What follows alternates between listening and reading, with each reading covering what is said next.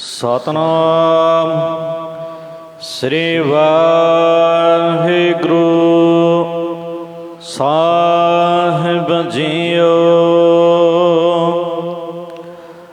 ਧੰਨ ਧੰਨ ਰਾਮਦਾਸ ਗੁਰਾ, ਜਿਨ ਸਿਰਿਆ ਤਿਨ ਸਵਾਰਿਆ। ਪੂਰੀ ਹੋਈ ਕਰਾਮਾਤ, ਆਪ ਸਿਰਜਨਹਾਰੈ ਧਾਰਿਆ। ਧੰਨ ਧੰਨ ਰਾਮਦਾਸ ਗੁਰ। ਵਾਹਿਗੁਰੂ ਜੀ ਕਾ ਖਾਲਸਾ, ਵਾਹਿਗੁਰੂ ਜੀ ਕੀ ਫਤਿਹ। ਕੋਟ ਬ੍ਰਹਮੰਡਾਂ ਦੇ ਮਾਲਕ, ਜੁਗੋ ਜੁਗੀ ਅਟਲ ਸ਼ਬਦਾ ਅਵਤਾਰ, ਦਸਾਂ ਪਾਤਸ਼ਾਹੀਆਂ ਦੀ ਆਤਮਿਕ ਜੋਤ। ਧੰਨ ਧੰਨ ਸਤਿਗੁਰੂ ਸ੍ਰੀ ਗੁਰੂ ਗ੍ਰੰਥ ਸਾਹਿਬ ਸੱਚੇ ਪਾਤਸ਼ਾਹ ਜੀ ਮਹਾਰਾਜ ਜੀ ਦੇ ਪਵਿੱਤਰ ਪਾਵਨ ਹਜ਼ੂਰੀ ਦੇ ਵਿੱਚ ਜੁੜਮਨ ਬੈਠੀ ਗੁਰੂ ਰੂਪ ਗੁਰੂ ਖਾਲਸਾ ਸਾਧ ਸੰਗਤ ਜੀਓ।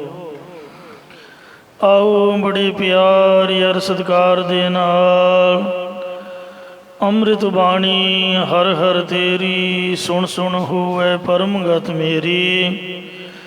ਜਲਨ ਬੁਝੀ ਸੀਤਲ ਹੋਏ ਮਨੁਆ, ਸਤਿਗੁਰ ਕਾ ਦਰਸ਼ਨ ਪਾਏ ਜੀਓ।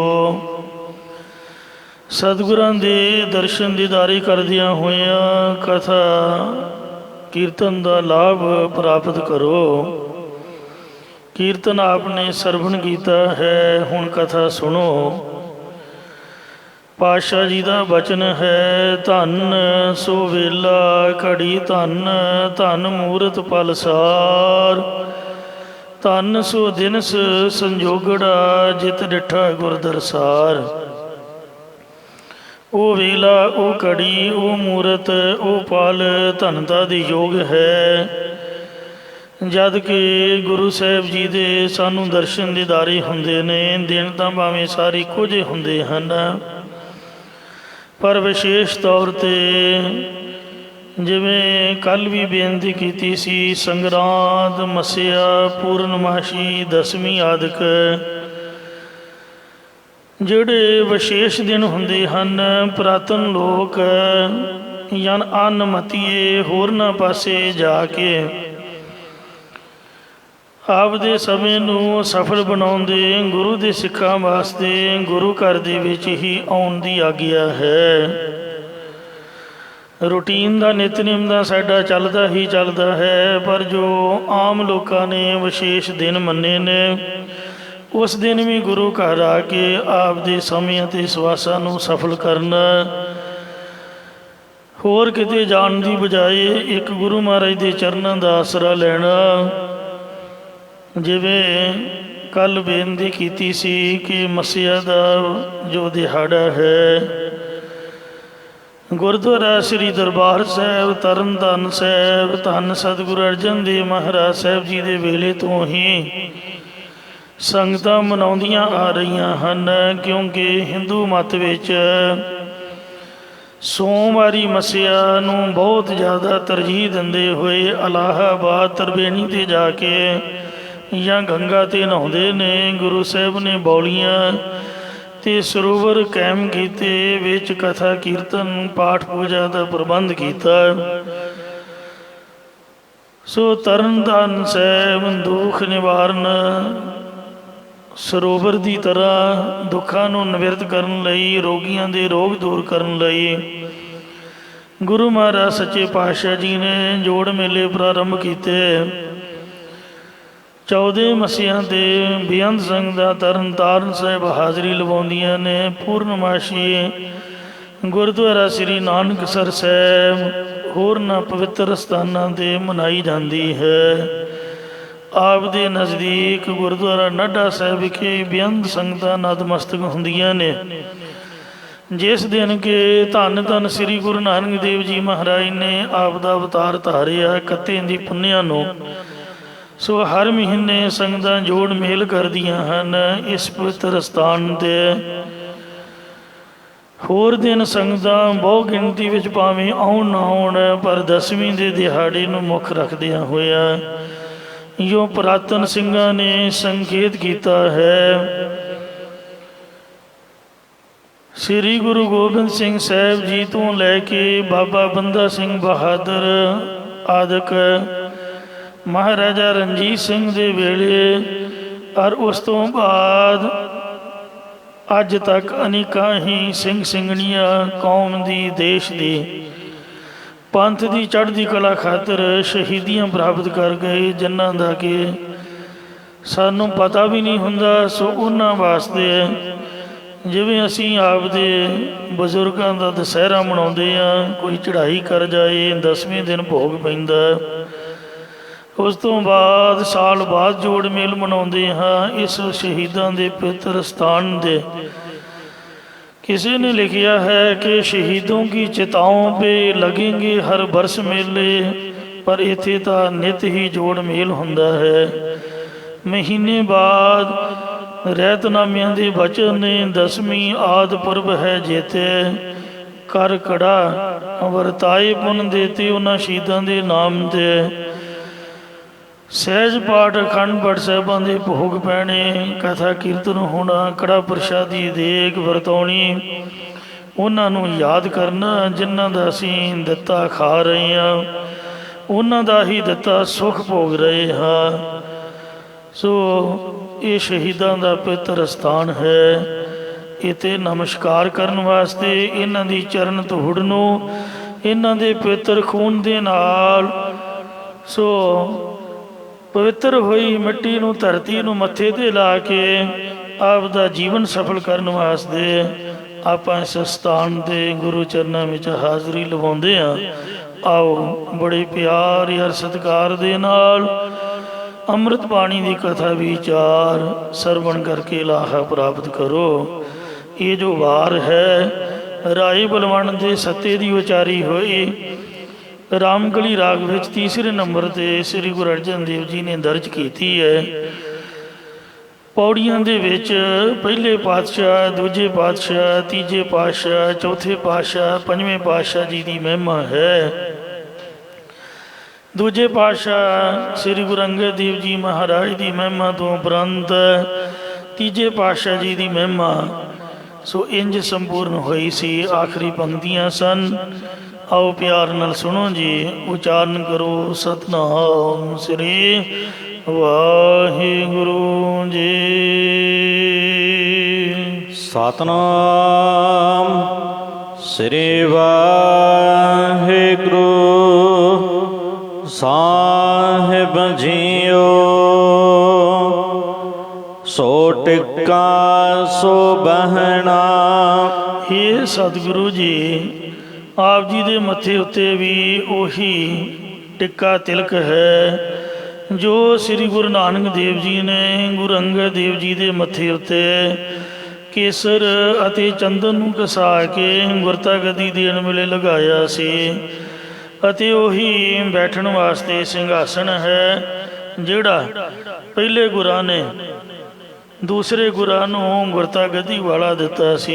ਹੇ ਸ੍ਰੀ ਗੁਰੂ ਅਮਰਦਾਸ ਜੀ ਸੋਈ ਦੀਵਾਨ। ਅਤੇ ਉਹੀ ਬਾਬਾ ਬੁੱਢਾ ਸਾਹਿਬ ਜੀ, ਭਾਈ ਗੁਰਦਾਸ ਸਾਹਿਬ ਜੀ, ਸੋ ਇਹ ਭਾਈ ਪਾਰੋ ਜੀ ਤੇ ਇਤਿਆਦਿਕ ਜੋ ਗੁਰਸਿੱਖ ਹਨ, ਉਹਨਾਂ ਗੁਰਸਿੱਖਾਂ ਦੀ ਬ੍ਰਹਮ ਗਿਆਨੀਆਂ ਦੀ ਸਭਾ ਹੈ। ਸ੍ਰੀ ਗੁਰੂ ਅਮਰਦਾਸ ਮਹਾਰਾਜ ਦੀ ਸਭਾ ਦੇ ਵਿੱਚ 22 ਬ੍ਰਹਮ ਗਿਆਨੀ ਬਿਰਾਜਮਾਨ ਹੋਇਆ ਕਰਦੇ ਤੇ 72 ਬ੍ਰਹਮ ਗਿਆਨਣ ਮਾਈਆਂ ਗੁਰੂ ਘਰ ਦੇ ਵਿੱਚ ਬਰਾਬਰ ਦਾ ਸਤਿਕਾਰ ਦਿੱਤਾ ਜਾਂਦਾ।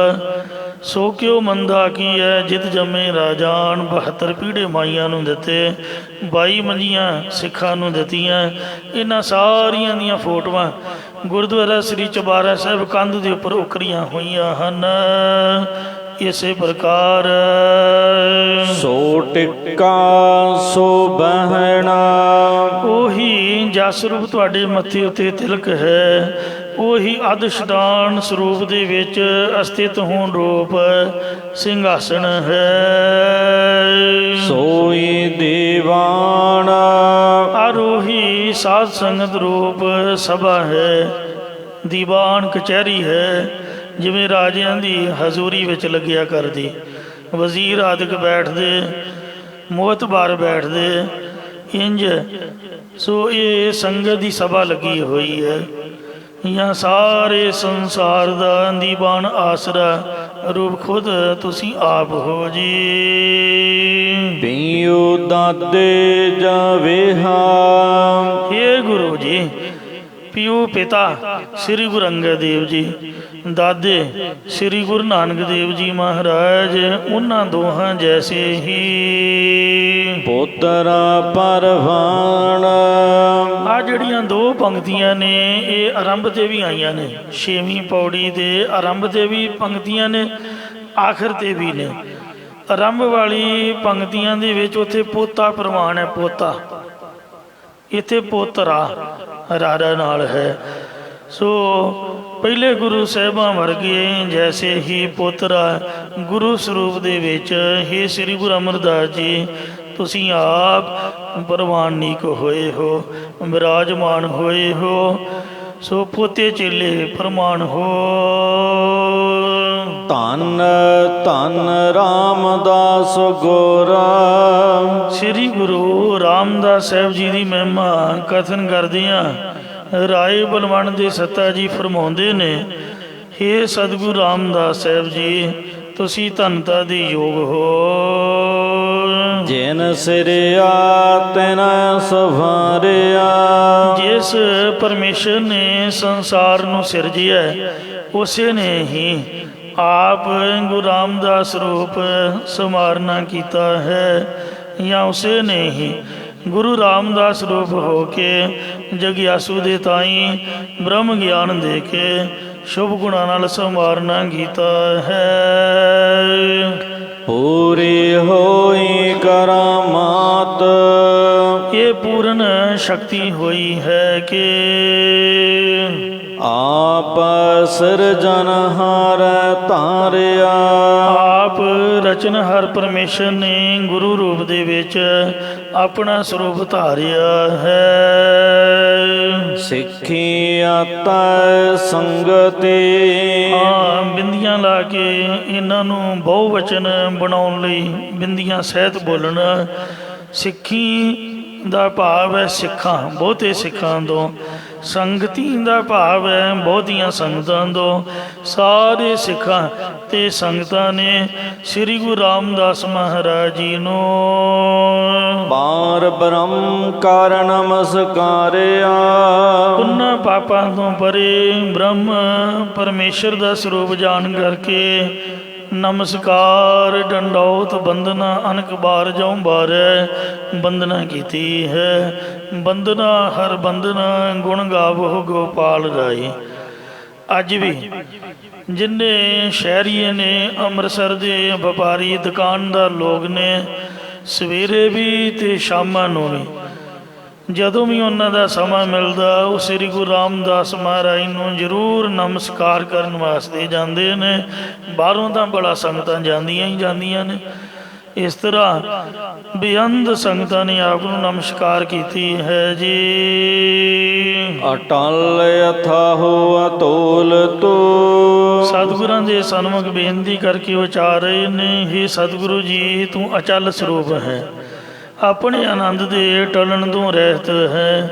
ਭਾਵ ਇੱਕ ਰਸ ਆਨੰਦ ਸਰੂਪ ਹੈ, ਅਥਾਹ ਸਰੂਪ ਹੈ। ਤੇਰੇ ਗੁਣਾਂ ਦੀ ਥਾਂ ਨਹੀਂ ਆਉਂਦੀ। ਭਾਵ ਤੂੰ ਬੇਅੰਤ ਸਰੂਪ ਹੈ, ਤੋਲਣ ਤੋਂ ਰਹਿਤ ਹੈ। ਤੇਰਾ ਅੰਤ ਨਾ ਪਰਵਾਰਿਆ। ਭਾਵ ਤੂੰ ਬੁੱਧੀ ਰੂਪ ਤੱਕੜੀ ਦੇ ਚਿੱਤ ਰੂਪ ਛਾਬੜੇ 'ਚ ਪਾ ਕੇ ਸ਼ਾਸਤਰ ਪ੍ਰਮਾਣ ਰੂਪ ਵੱਟੇ ਦੇ ਨਾਲ ਤੋਲਿਆ ਨਹੀਂ ਜਾਂਦਾ, ਅਤੇ ਤੇਰਾ ਪਾਰ ਔਰ ਵਾਰ ਕਰਕੇ ਵੀ ਕਿਸੇ ਦੇ ਪਾਸੋਂ ਅੰਤ ਨਹੀਂ ਪਾਇਆ ਜਾਂਦਾ। ਅੰਤ ਨਾ ਅੰਤ ਸਦਾ ਬੇਅੰਤ, ਕਹੋ ਨਾਨਕ ਊਚੋ ਊਚਾ। ਜਿਨੀ ਤੂੰ ਸੇਵਿਆ ਭਾਉ ਕਰ। ਹੇ ਗੁਰੂ ਜੀ, ਜਿਨ੍ਹਾਂ ਨੇ ਤੈਨੂੰ ਪ੍ਰੇਮ ਕਰਕੇ ਪੂਜਣਾ ਕੀਤਾ ਹੈ ਉਹਨਾਂ ਨੂੰ ਸੇ ਤੁਧ ਪਾਰ ਪਾਰ ਉਤਾਰਿਆ। ਉਹਨਾਂ ਪੁਰਖਾਂ ਨੂੰ ਤੂੰ ਸੰਸਾਰ ਸਮੁੰਦਰ ਤੋਂ ਪਾਰ ਕਰਕੇ ਮੁਕਤੀ ਰੂਪ ਕਿਨਾਰੇ ਤੇ ਉਤਾਰ ਦਿੱਤਾ ਹੈ। ਲੱਭ ਲੋਭ ਕਾਮ ਕ੍ਰੋਧ ਮੋਹ, ਪਦਾਰਥਾਂ ਦੇ ਖਾਣ ਦਾ ਲੱਭ, ਜੋੜਨ ਦਾ ਲਾਲਚ, ਕਾਮ ਮੰਦ ਵਾਸ਼ਨਾ, ਕ੍ਰੋਧ ਗੁੱਸਾ ਅਤੇ ਸਰੀਰਾਂ ਦਾ ਮੋਹ ਆਦਿਕ ਆਸੁਰੀ ਸੰਪਦਾ ਰੂਪ। ਮਾਰ ਕੱਢੇ ਤੁਧ ਸਭ ਪਰਵਾਰਿਆ। ਸਹਿਤ ਪਰਿਵਾਰ ਨੂੰ, ਆਸੁਰੀ ਸੰਪਦਾ ਦੇ ਨੂੰ ਸਹਿਤ ਪਰਿਵਾਰ ਦੇ ਦੇਵੀ ਸੰਪਦਾ ਨਾਲ ਮਾਰ ਮਾਰ ਕੇ ਜਗਿਆਸੂਆਂ ਦੇ ਹਿਰਦੇ ਵਿੱਚੋਂ ਤੂੰ ਬਾਹਰ ਕੱਢ ਦਿੱਤਾ ਹੈ। ਮੋਹ ਮਲ, ਜਿਹੜਾ ਮਲ ਪਹਿਲਵਾਨ ਮੋਹ ਸੀਗਾ, ਬੇਵੱਸ ਕੀਓ, ਵਿਸ਼ੇਸ਼ ਤੌਰ ਤੇ ਇਹਨੂੰ ਤੂੰ ਵਸ ਵਿੱਚ ਕੀਤਾ ਹੋਇਆ ਹੈ। ਕਾਮ ਗਹਿ ਕੇਸ ਪਛਾੜਿਓ, ਕਾਮ ਰੂਪੀ ਪਹਿਲਵਾਨ ਨੂੰ ਫੜ ਕੇ ਜਿਵੇਂ ਕੰਸ ਕੇਸੀ ਜਿਨ ਪਕੜ ਗਿਰਾਇਆ, ਕ੍ਰਿਸ਼ਨ ਭਗਵਾਨ ਨੇ ਆਪ ਦੇ ਸਕੇ ਮਾਮੇ ਜ਼ਾਲਮ ਪਾਪੀ ਵੈਰੀ ਕੰਸ ਤੇ ਉਹਦੇ ਭਰਾ ਕੇਸੀ ਨੂੰ ਕੇਸਾਂ ਤੋਂ ਤੂੰ ਮਾਰਿਆ, ਭੜਕਾ ਕੇ ਉਹਨਾਂ ਦਾ ਘੋਗਾ ਚਿੱਤ ਕੀਤਾ ਅਤੇ ਚੰਡ ਤੇ ਮੁੰਡ ਨੂੰ ਮਾਰ ਮਾਰ ਕਸੋਨ ਉਹਨਾਂ ਦੇ ਜਬਾੜੇ ਅੰਦਰ ਪਾ ਸੁੱਟੇ, ਕੰਨਾਂ 'ਚ ਮੋਰੀਆਂ ਕਰ ਦਿੱਤੀਆਂ। ਇੰਨਾ ਬਲ ਸੀਗਾ। ਇਸ ਤਰ੍ਹਾਂ ਕਾਮ ਨੂੰ ਫੜ ਕੇ ਕੇਸਾਂ ਤੋਂ ਤੂੰ ਪਛਾੜ ਦਿੱਤਾ ਹੈ। ਕ੍ਰੋਧ ਖੰਡ ਪ੍ਰਚੰਡ, ਭਗਤੀ ਰੂਪੀ ਪ੍ਰਚੰਡ ਤਿੱਖੇ ਖੰਡੇ ਨੂੰ ਪਕੜ ਕੇ ਕ੍ਰੋਧ ਨੂੰ ਤੂੰ ਟੋਟੇ ਟੋਟੇ ਕਰ ਸੁੱਟਿਆ, ਯਾਨੀ ਗੁੱਸੇ ਦਾ ਨਾਮੋ ਨਿਸ਼ਾਨ ਨਹੀਂ ਆਪ ਦੇ ਵਿੱਚ। ਅਤ ਦੀ ਨਿਮਰਤਾ ਹੈ, ਪ੍ਰੇਮ ਹੈ, ਸ਼ਰਧਾ ਹੈ। ਕ੍ਰੋਧ ਖੰਡ ਪ੍ਰਚੰਡ ਲੋਭ ਅਪਮਾਨ ਸਿਉ ਝਾੜਿਓ, ਲੋਭ ਲਾਲਚ ਨੂੰ ਅਪਮਾਨ ਨਿਰਾਦਰ ਦੇ ਨਾਲ ਝਾੜ ਸੁੱਟਿਆ ਹੈ। ਜਨਮ ਕਾਲ ਕਰ ਜੋੜ ਹੁਕਮ ਜੋ ਹੋਏ ਸੋ ਮੰਨੈ, ਭਵ ਸਾਗਰ ਬੰਧਿਓ ਸਿਖ ਤਾਰੇ ਸੋ ਪ੍ਰਸੰਨ। ਸ੍ਰੀ ਆਤਪਾਦ ਸੱਚੋ ਤਖਤ ਜੋਗ ਭੋਗ ਸੰਜੋਤ ਬਾਲ, ਗੁਰੂ ਰਾਮਦਾਸ ਸਲ ਭਣ ਤੂੰ ਅਟਲ ਰਾਜ ਭਗਦਲ, ਤੂੰ ਆ ਜੁਗਾਦ ਚੌਂ ਜੁਗੀ। ਸੋ ਇਸ ਤਰ੍ਹਾਂ ਮਹਾਰਾਜ ਸਾਹਿਬ ਸੱਚੇ ਪਾਤਸ਼ਾਹ ਜੀ ਦੀ ਮਹਿਮਾ ਵਿੱਚ ਭੱਟਾ ਨੇ ਵੀ ਬੇਅੰਤ ਸਵਈਏ ਉਚਾਰੇ ਹਨ। ਤੂੰ ਮਹਾਰਾਜ ਕਾਮ ਕ੍ਰੋਧ ਲੋਭ ਮੋਹ ਹੰਕਾਰ ਨੂੰ ਮਾਰ ਕੱਢ ਕੇ ਉਹਦੇ ਪਰਿਵਾਰ ਸਮੇਤ ਹੀ ਸਿੱਖਾਂ ਦੇ ਹਿਰਦਿਆਂ ਨੂੰ ਖਾਲੀ ਕਰਕੇ ਤੇ ਸ਼ੁਭ ਗੁਣਾਂ ਨੂੰ ਕਬਜ਼ਾ ਦਿੱਤਾ ਹੈ। ਧੰਨ ਸੋ ਤੇਰਾ ਥਾਨ ਹੈ, ਜੋ ਸੱਚਖੰਡ ਸ੍ਰੀ ਹਰਿਮੰਦਰ ਸਾਹਿਬ ਰੂਪ ਤੇਰਾ ਅਸਥਾਨ ਹੈ, ਉਹ ਧਨਤਾ ਦੀ ਯੋਗ ਹੈ। ਡਿਠੇ ਸਭੇ ਥਾਵ ਨਹੀਂ ਦੁੱਧ ਜੇਹਿਆ, ਬੱਧੋ ਪੁਰਖ ਵਿਧਾਤਾ ਤਾਂ ਤੂੰ ਸੋਹਿਆ। ਵਸਦੀ ਸਗਨੀਆਂ ਪਾਰਿ ਅਨੂਪ ਰਾਮਦਾਸ ਪੁਰ, ਹਰਿ ਨਾਨਕ ਕਸਮਲ ਜਾਏ ਨਾਇ ਰਾਮਦਾਸ ਸਰ। ਜਾਂ ਸਤ ਸੰਗਤ ਰੂਪ ਅਸਥਾਨ ਉਹ ਧਨਤਾ ਦੇ ਯੋਗ ਹੈ। ਸੱਚ ਤੇਰਾ ਪੈ ਸਕਾਰਿਆ, ਹਰ ਤੇਰਾ ਭਜਨ ਬੰਦਗੀ ਸਾਧਨਾ ਸ਼ੁਭ ਗੁਣਾਂ ਦਾ ਪਸਾਰਾ ਵੀ ਸੱਚਾ ਹੈ। ਇਸੇ ਪ੍ਰਕਾਰ ਸੱਚ ਤੇਰਾ ਪੈ ਸਕਾਰਿਆ, ਤੇਰੀ ਪੇਸ਼ਗੀ ਕਰਨ ਵਾਲੇ, ਹਜ਼ੂਰੀ ਵਿੱਚ ਰਹਿਣ ਵਾਲੇ, ਤੇਰੇ ਦਰ ਦੀ ਟਹਿਲ ਕਰਨ ਵਾਲੇ ਵੀ ਸੱਚੇ ਨੇ, ਜਾਂ ਤੇਰੇ ਅੱਗੇ ਹੋ ਕੇ ਤੇਰੀ ਕਾਰ ਕਰਨ ਵਾਲੇ ਵੀ ਸੱਚੇ ਹਨ। ਨਾਨਕ ਤੂੰ ਲਹਿਣਾ ਤੂੰ ਹੈ, ਇਹ ਸਤਿਗੁਰੂ ਜੀ ਸ੍ਰੀ ਗੁਰੂ ਨਾਨਕ ਸਰੂਪ ਵੀ ਤੂੰ ਆਪ ਹੀ ਹੈ।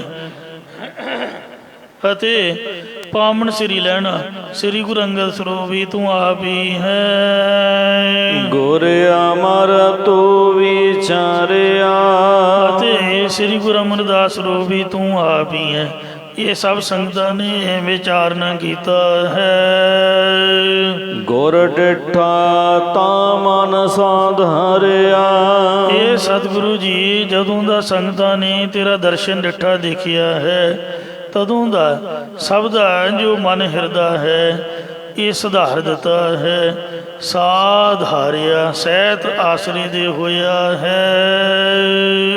ਚਾਰ ਜਾਗੇ ਚਾਹ ਜੁਗੇ। ਆਖਰੀ 8ਵੀਂ ਪੌੜੀ ਦੇ ਵਿੱਚ ਸ੍ਰੀ ਗੁਰੂ ਅਰਜਨ ਦੇਵ ਮਹਾਰਾਜ ਪੰਜਵੇਂ ਪਾਤਸ਼ਾਹ ਜੀ ਦੀ ਮਹਿਮਾ ਕਥਨ ਕਰਦੇ ਹਨ। ਇਹ ਸਤਿਗੁਰੂ ਜੀ, ਚਾਰੇ ਯੁੱਗਾਂ ਵਾਲੇ ਸੰਸਾਰ ਵਿੱਚ ਚਾਰ ਸਤਿਗੁਰੂ ਜੀ, ਸ੍ਰੀ ਗੁਰੂ ਨਾਨਕ ਦੇਵ ਜੀ, ਸ੍ਰੀ ਗੁਰੂ ਅੰਗਦ ਦੇਵ ਜੀ, ਸ੍ਰੀ ਗੁਰੂ ਅਮਰਦਾਸ ਜੀ, ਸ੍ਰੀ ਗੁਰੂ ਰਾਮਦਾਸ ਸਾਹਿਬ ਜੀ ਗਿਆਨ ਅਵਸਥਾ ਵਿੱਚ ਜਾਗਣ ਵਾਲੇ ਪ੍ਰਗਟ ਹੋਏ ਹਨ, ਜਿਨ੍ਹਾਂ ਨੇ ਸਿੱਖਾਂ ਨੂੰ ਵੀ ਆਪਣੇ ਉਪਦੇਸ਼ ਦੁਆਰਾ ਗਿਆਨ ਅਵਸਥਾ ਵਿੱਚ ਜਗਾਉਣਾ ਕੀਤਾ ਹੈ। ਪੰਚਾਇਣ ਆਪੇ ਹੋਆ। ਅਤੇ ਉਹਨਾਂ ਗੁਰਾਂ ਦਾ ਪੰਜਵਾਂ ਸਰੂਪ ਸਤਿਗੁਰੂ ਸ੍ਰੀ ਗੁਰੂ ਅਰਜਨ ਦੇਵ ਜੀ ਤੂੰ ਆਪ ਹੀ ਹੋਇਆ ਹੈ, ਜਾਂ ਪੰਜਵਾਂ ਸਰੂਪ ਪਰਮੇਸ਼ਰ ਆਪ ਹੀ ਹੋਇਆ ਹੈ। ਇਸੇ ਪ੍ਰਕਾਰ ਚਾਰ ਜਾਗੇ ਚਾਹ ਜੁਗੇ। ਚਾਰੇ ਯੁੱਗਾਂ ਵਿੱਚ ਚਾਰ ਅਵਤਾਰ ਪ੍ਰਗਟ ਹੋਏ। ਭਾਵ ਸਤਿਯੁਗ ਵਿੱਚ ਬਾਮਣ ਅਵਤਾਰ, ਤ੍ਰੇਤੇ ਵਿੱਚ ਰਾਮ ਅਵਤਾਰ, ਦੁਆਪਰ ਵਿੱਚ ਕ੍ਰਿਸ਼ਨ ਅਵਤਾਰ ਅਤੇ ਕਲਯੁਗ ਵਿੱਚ ਨੇਹ ਕਲੰਗੀ ਅਵਤਾਰ ਹੋਵੇਗਾ। ਤੇ ਕਲਯੁਗ ਵਿੱਚ ਸ੍ਰੀ ਗੁਰੂ ਨਾਨਕ ਦੇਵ ਜੀ ਦਾ ਪੰਜਵਾਂ ਸਰੂਪ ਪੰਚਾਇਣ ਆਪੇ ਹੋਆ।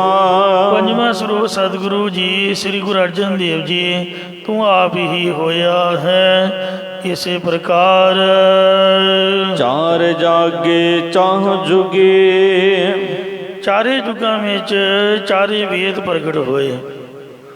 ਭਾਵ ਸਤਿਯੁਗ ਵਿੱਚ ਸਾਮ ਵੇਦ, ਤ੍ਰੇਤੇ ਯੁੱਗ ਵਿੱਚ ਰਿਗਵੇਦ, ਦੁਆਪਰ ਯੁੱਗ ਵਿੱਚ ਯਜੁਰਵੇਦ ਤੇ ਕਲਯੁਗ ਵਿੱਚ ਅਥਰਵਣ ਵੇਦ ਆਦਿਕ।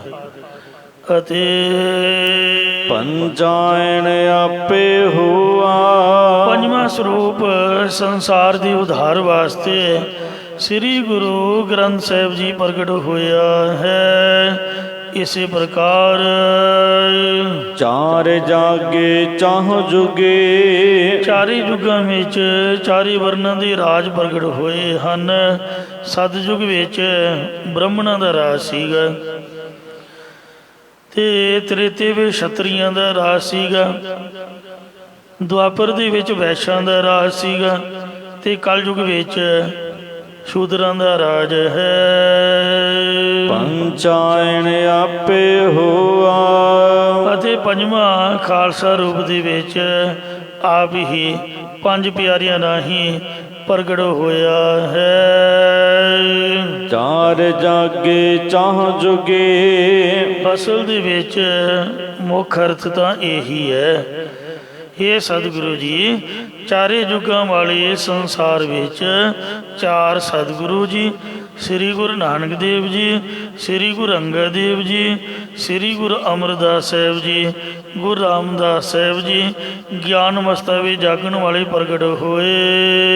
ਪੰਚਾਇਣ ਆਪੇ ਹੋਆ। ਜਿਨ੍ਹਾਂ ਨੇ ਸਿੱਖਾਂ ਨੂੰ ਵੀ ਆਪਣੇ ਉਪਦੇਸ਼ ਦੁਆਰਾ ਗਿਆਨ ਅਵਸਥਾ ਵਿੱਚ ਜਗਾਉਣਾ ਕੀਤਾ। ਅਤੇ ਉਹਨਾਂ ਗੁਰਾਂ ਦਾ ਪੰਜਵਾਂ ਸਰੂਪ ਸਤਿਗੁਰੂ ਸ੍ਰੀ ਗੁਰੂ ਅਰਜਨ ਦੇਵ ਜੀ ਤੋਂ ਆਪ ਹੀ ਹੋਇਆ ਹੈ। ਪੰਜਵਾਂ ਸਰੂਪ ਪਰਮੇਸ਼ਰ ਆਪ ਹੀ ਹੋਇਆ ਹੈ।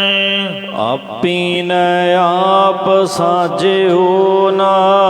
ਆਪਣੇ ਆਪ ਤੋਂ ਹੀ ਸਾਰੇ ਸੰਸਾਰ ਨੂੰ ਸਿਰਜਣਾ ਕੀਤਾ, ਪੈਦਾ ਕੀਤਾ ਹੈ। ਆਪੇ ਹੀ ਥੰਮ ਖਲੋਆ। ਆਪ ਹੀ ਲੋਕ ਪਰਲੋਕ ਜ਼ਮੀਨ ਅਸਮਾਨ ਆਦਿਕ ਸਭ ਨੂੰ ਆਸਰਾ ਦੇ ਕੇ ਖਲੋਤਾ ਹੋਇਆ ਹੈ। ਜਾਂ ਇਸੇ ਪ੍ਰਕਾਰ ਆਪੇ ਹੀ ਥੰਮ ਖਲੋਆ।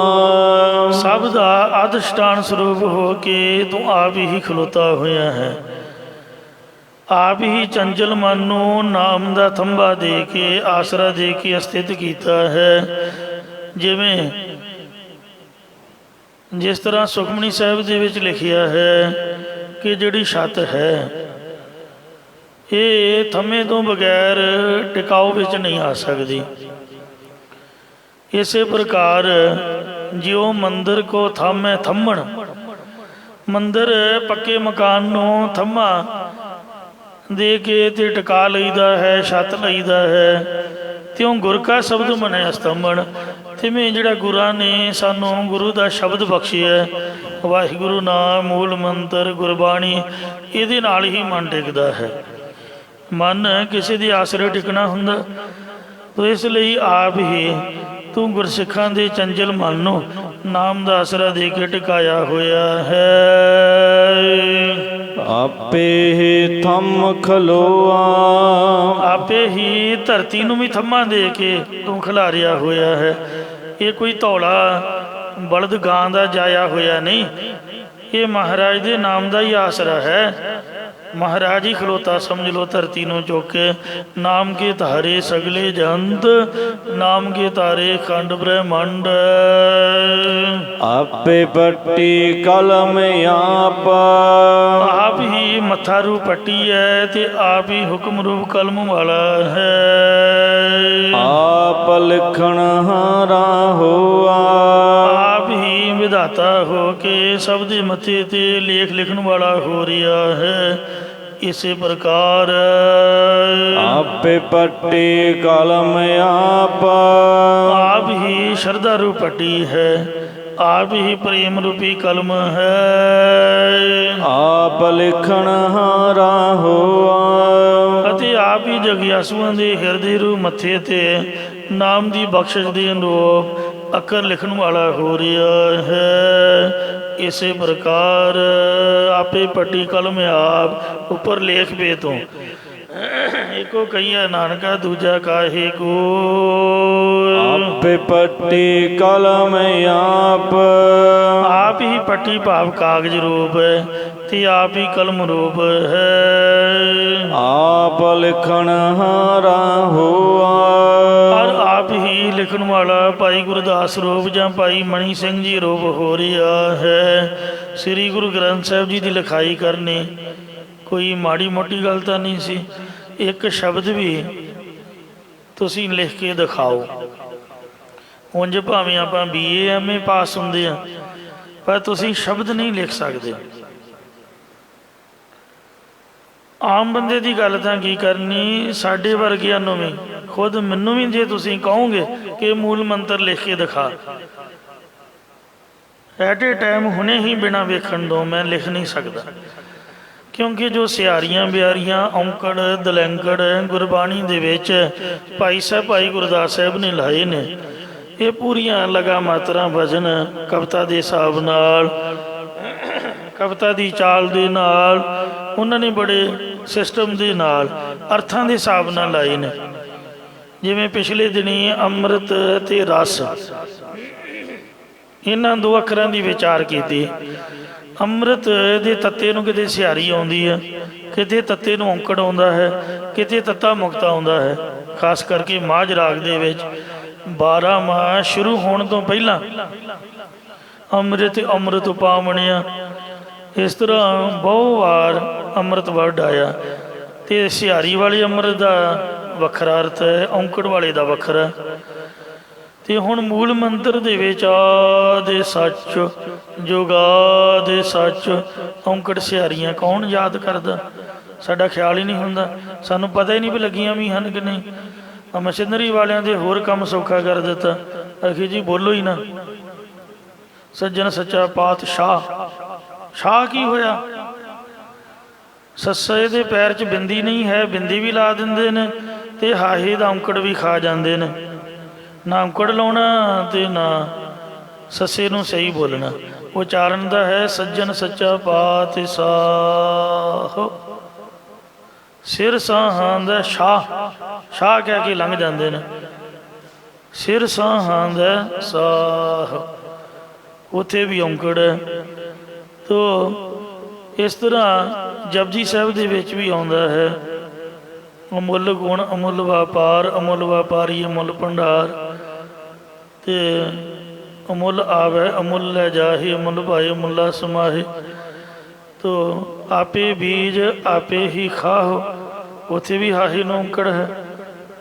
ਤੇ ਆਪੇ ਬੀਜ ਆਪੇ ਹੀ ਖਾ ਕੀ ਹੋਇਆ। ਤੋ ਇਸ ਤਰੀਕੇ ਦੇ ਨਾਲ ਸਾਡਾ ਆਪਦਾ ਹੀ ਸਿਧਾਂਤ ਹੈ। ਆਪਾਂ ਸੋਚਦੇ ਹਾਂ ਪਤਾ ਨਹੀਂ ਐਵੇਂ ਹੀ ਔਂਕੜ ਅੰਕੜ ਲਾਏ ਹੋਏ ਨੇ। ਸੋ ਇਸ ਤਰ੍ਹਾਂ ਜੋ ਭਾਈ ਮਣੀ ਸਿੰਘ ਜਾਂ ਭਾਈ ਗੁਰਦਾਸ ਸਾਹਿਬ ਜੀ ਨੇ ਗੁਰਬਾਣੀ ਦੇ ਨਿਯਮ ਨੂੰ ਪੂਰੀ ਤਰ੍ਹਾਂ ਨਿਭਾਉਂਦਿਆਂ ਹੋਇਆਂ ਅੱਖਰਾਂ ਨੂੰ ਮੋਤੀਆਂ ਦੀ ਤਰ੍ਹਾਂ ਪਰੋ ਕੇ ਤੇ ਪੂਰੇ ਸਿਸਟਮ ਦੇ ਨਾਲ ਗੁਰਬਾਣੀ ਲਿਖੀ ਹੈ, ਇਹ ਆਮ ਇਨਸਾਨ ਦੀ ਬਾਤ ਨਹੀਂ। ਇਹ ਵਾਹਿਗੁਰੂ ਅਕਾਲ ਪੁਰਖ ਖੁਦ ਆਪ ਹੀ ਭਾਈ ਗੁਰਦਾਸ ਦਾ ਰੂਪ ਜਾਂ ਮਣੀ ਸਿੰਘ ਦਾ ਰੂਪ ਬਣ ਕੇ ਆਏ, ਜਾਂ ਗੁਰੂ ਸਾਹਿਬ ਨੇ ਆਪ ਕਿਰਪਾ ਕਰਕੇ ਸਿਰ 'ਤੇ ਹੱਥ ਰੱਖਿਆ ਅਤੇ ਆਪਦੇ ਮੁਤਾਬਕ ਗੁਰਬਾਣੀ ਨੂੰ ਲਿਖਾਉਣਾ ਕੀਤਾ।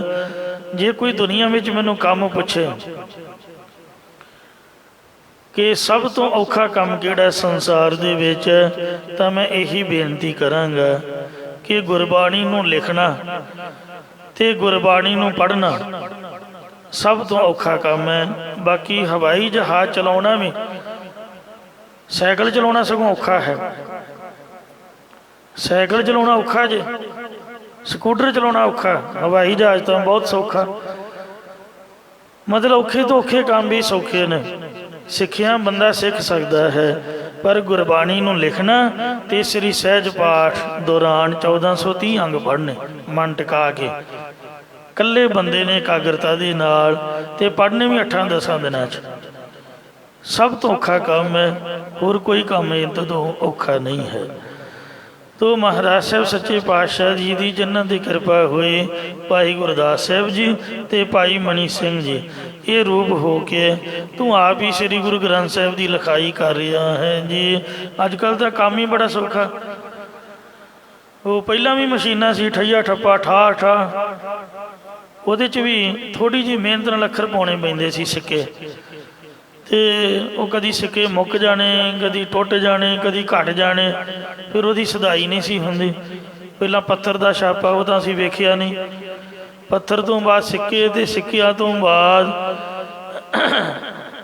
ਫਿਰ ਕੰਪਿਊਟਰ ਆ ਗਏ, ਅਤੇ ਉਹ ਫਲੋਪੀਆਂ ਦੇ ਨਾਲ, ਸੀਡੀਆਂ ਦੇ ਨਾਲ ਡਾਟੇ ਨੂੰ ਸਾਂਭਣਾ। ਉਸ ਤੋਂ ਬਾਅਦ ਹੁਣ ਹੋਰ ਨਵਾਂ ਜ਼ਮਾਨਾ, ਸਿੱਧੀ ਕਮਾਂਡ ਦੇ ਕੇ ਆਫਸੈਟ ਮਸ਼ੀਨਾਂ, ਠੱਪਾ ਵੀ ਨਹੀਂ ਲਾਉਣਾ ਪੈਂਦਾ, ਸਿਰਫ ਕਮਾਂਡ ਹੀ ਦੇਣੀ ਹੈ, ਅਤੇ ਝੱਟ ਗੁਰੂ ਗ੍ਰੰਥ ਸਾਹਿਬ ਦੇ ਸਰੂਪ ਛਪੀ ਜਾ ਰਹੇ ਨੇ। ਸਿਰ ਪੱਤਰਿਆਂ ਦੀ ਚੈਕਿੰਗ ਹੁੰਦੀ ਹੈ ਵੀ ਅੱਗੇ ਪਿੱਛੇ ਨਾ ਲੱਗ ਜਾਣ। ਹੁਣ ਦਾ ਕੰਮ ਬਹੁਤ ਹੀ ਸੌਖਾ ਹੋ ਗਿਆ। ਪੁਰਾਣੇ ਸੋ ਜਿਹੜੇ ਮਹਾਤਮਾ ਸੇਵਾ ਕਰ ਗਏ, ਉਹਨਾਂ ਦੀਆਂ ਕਰਨੀਆਂ ਕਮਾਈਆਂ ਨੂੰ ਨਮਸਕਾਰ ਹੈ। ਧੰਨ ਬਾਬਾ ਦੀਪ ਸਿੰਘ ਸਾਹਿਬ ਜੀ, ਜਿਨ੍ਹਾਂ ਨੇ ਆਪ ਦੇ ਹੱਥੀਂ 4 ਸ੍ਰੀ ਗੁਰੂ ਗ੍ਰੰਥ ਸਾਹਿਬ ਜੀ ਦੇ ਪਾਵਨ ਸਰੂਪ ਲਿਖੇ, ਔਰ ਇੱਕ ਅਰਬੀ ਭਾਸ਼ਾ ਵਿੱਚ ਲਿਖ ਕੇ ਅਰਬ ਕੰਟਰੀ ਦੇ ਵਿੱਚ ਭੇਜਿਆ, ਅਤੇ 4 ਜਿਹੜੇ ਪਾਵਨ ਸਰੂਪ ਉਹ 4 ਤਖਤਾਂ ਦੇ ਵਿਰਾਜਮਾਨ ਹਨ।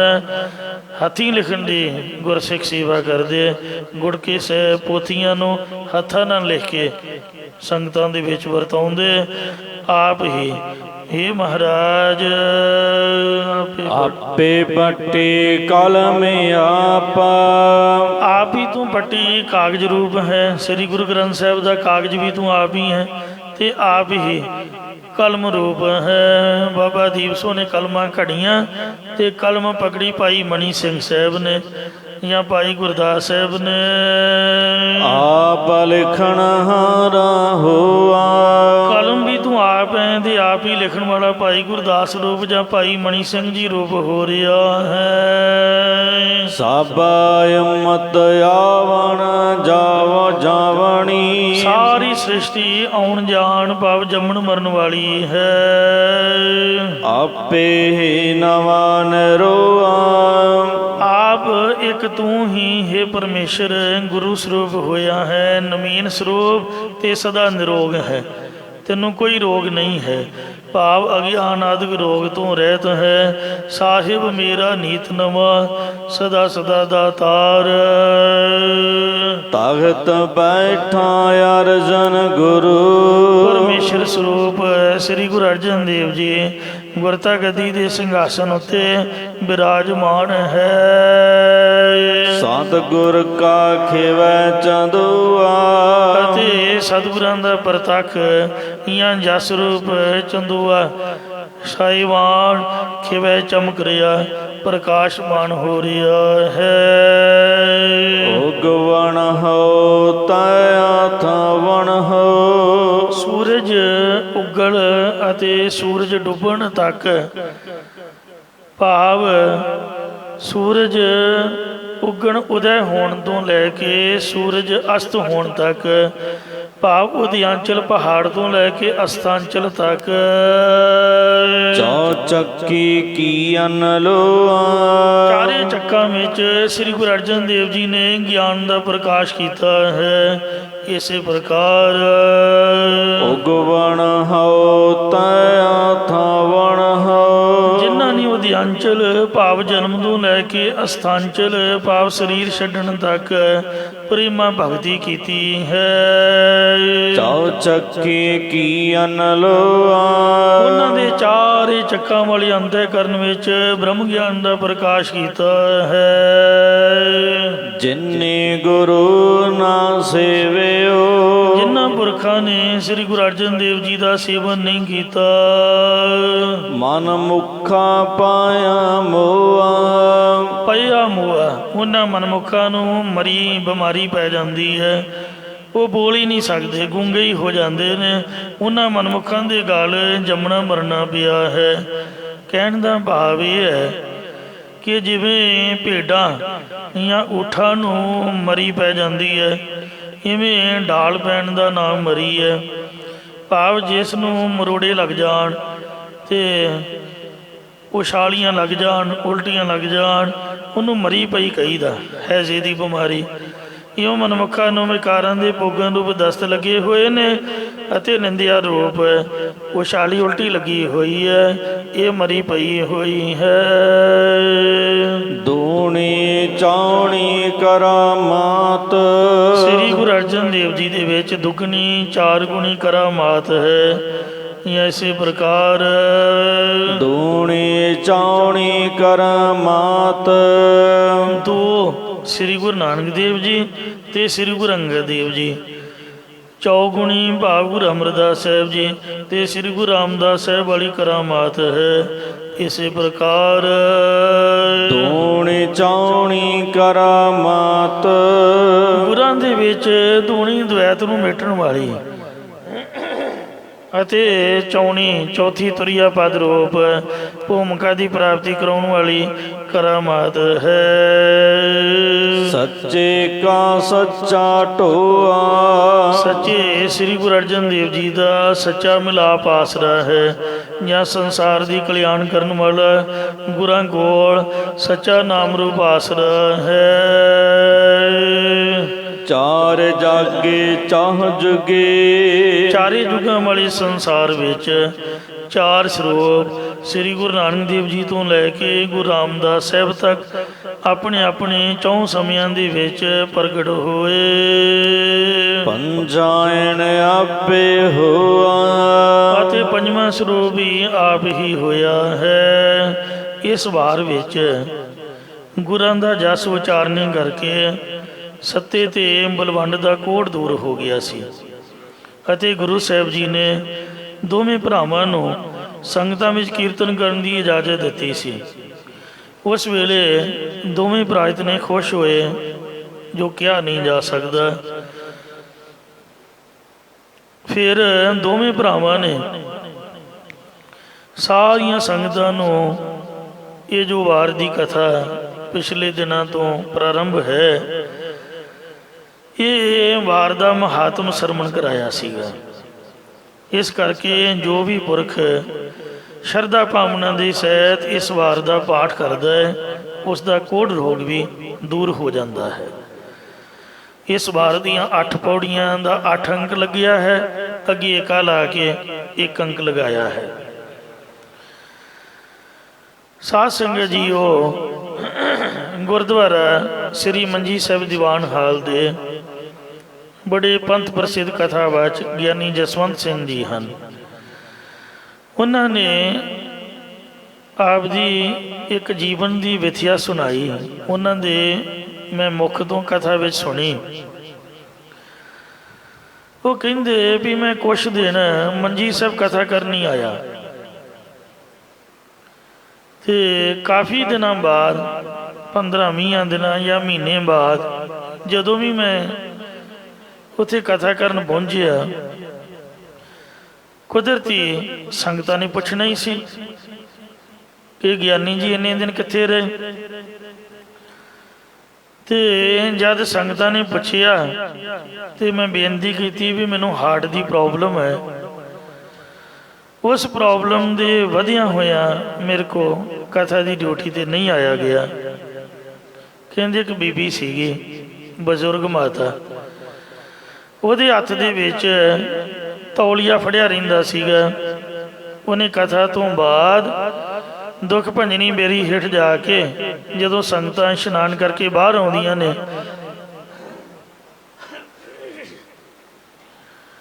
ਤਾਂ ਉਹ ਜਿਹੜਾ ਅੰਮ੍ਰਿਤ ਜਲ ਹੈ ਪਰਿਕਰਮਾ ਦੇ ਵਿੱਚ ਪੱਥਰ ਦੇ ਉੱਪਰ ਡੁੱਲ ਜਾਂਦਾ।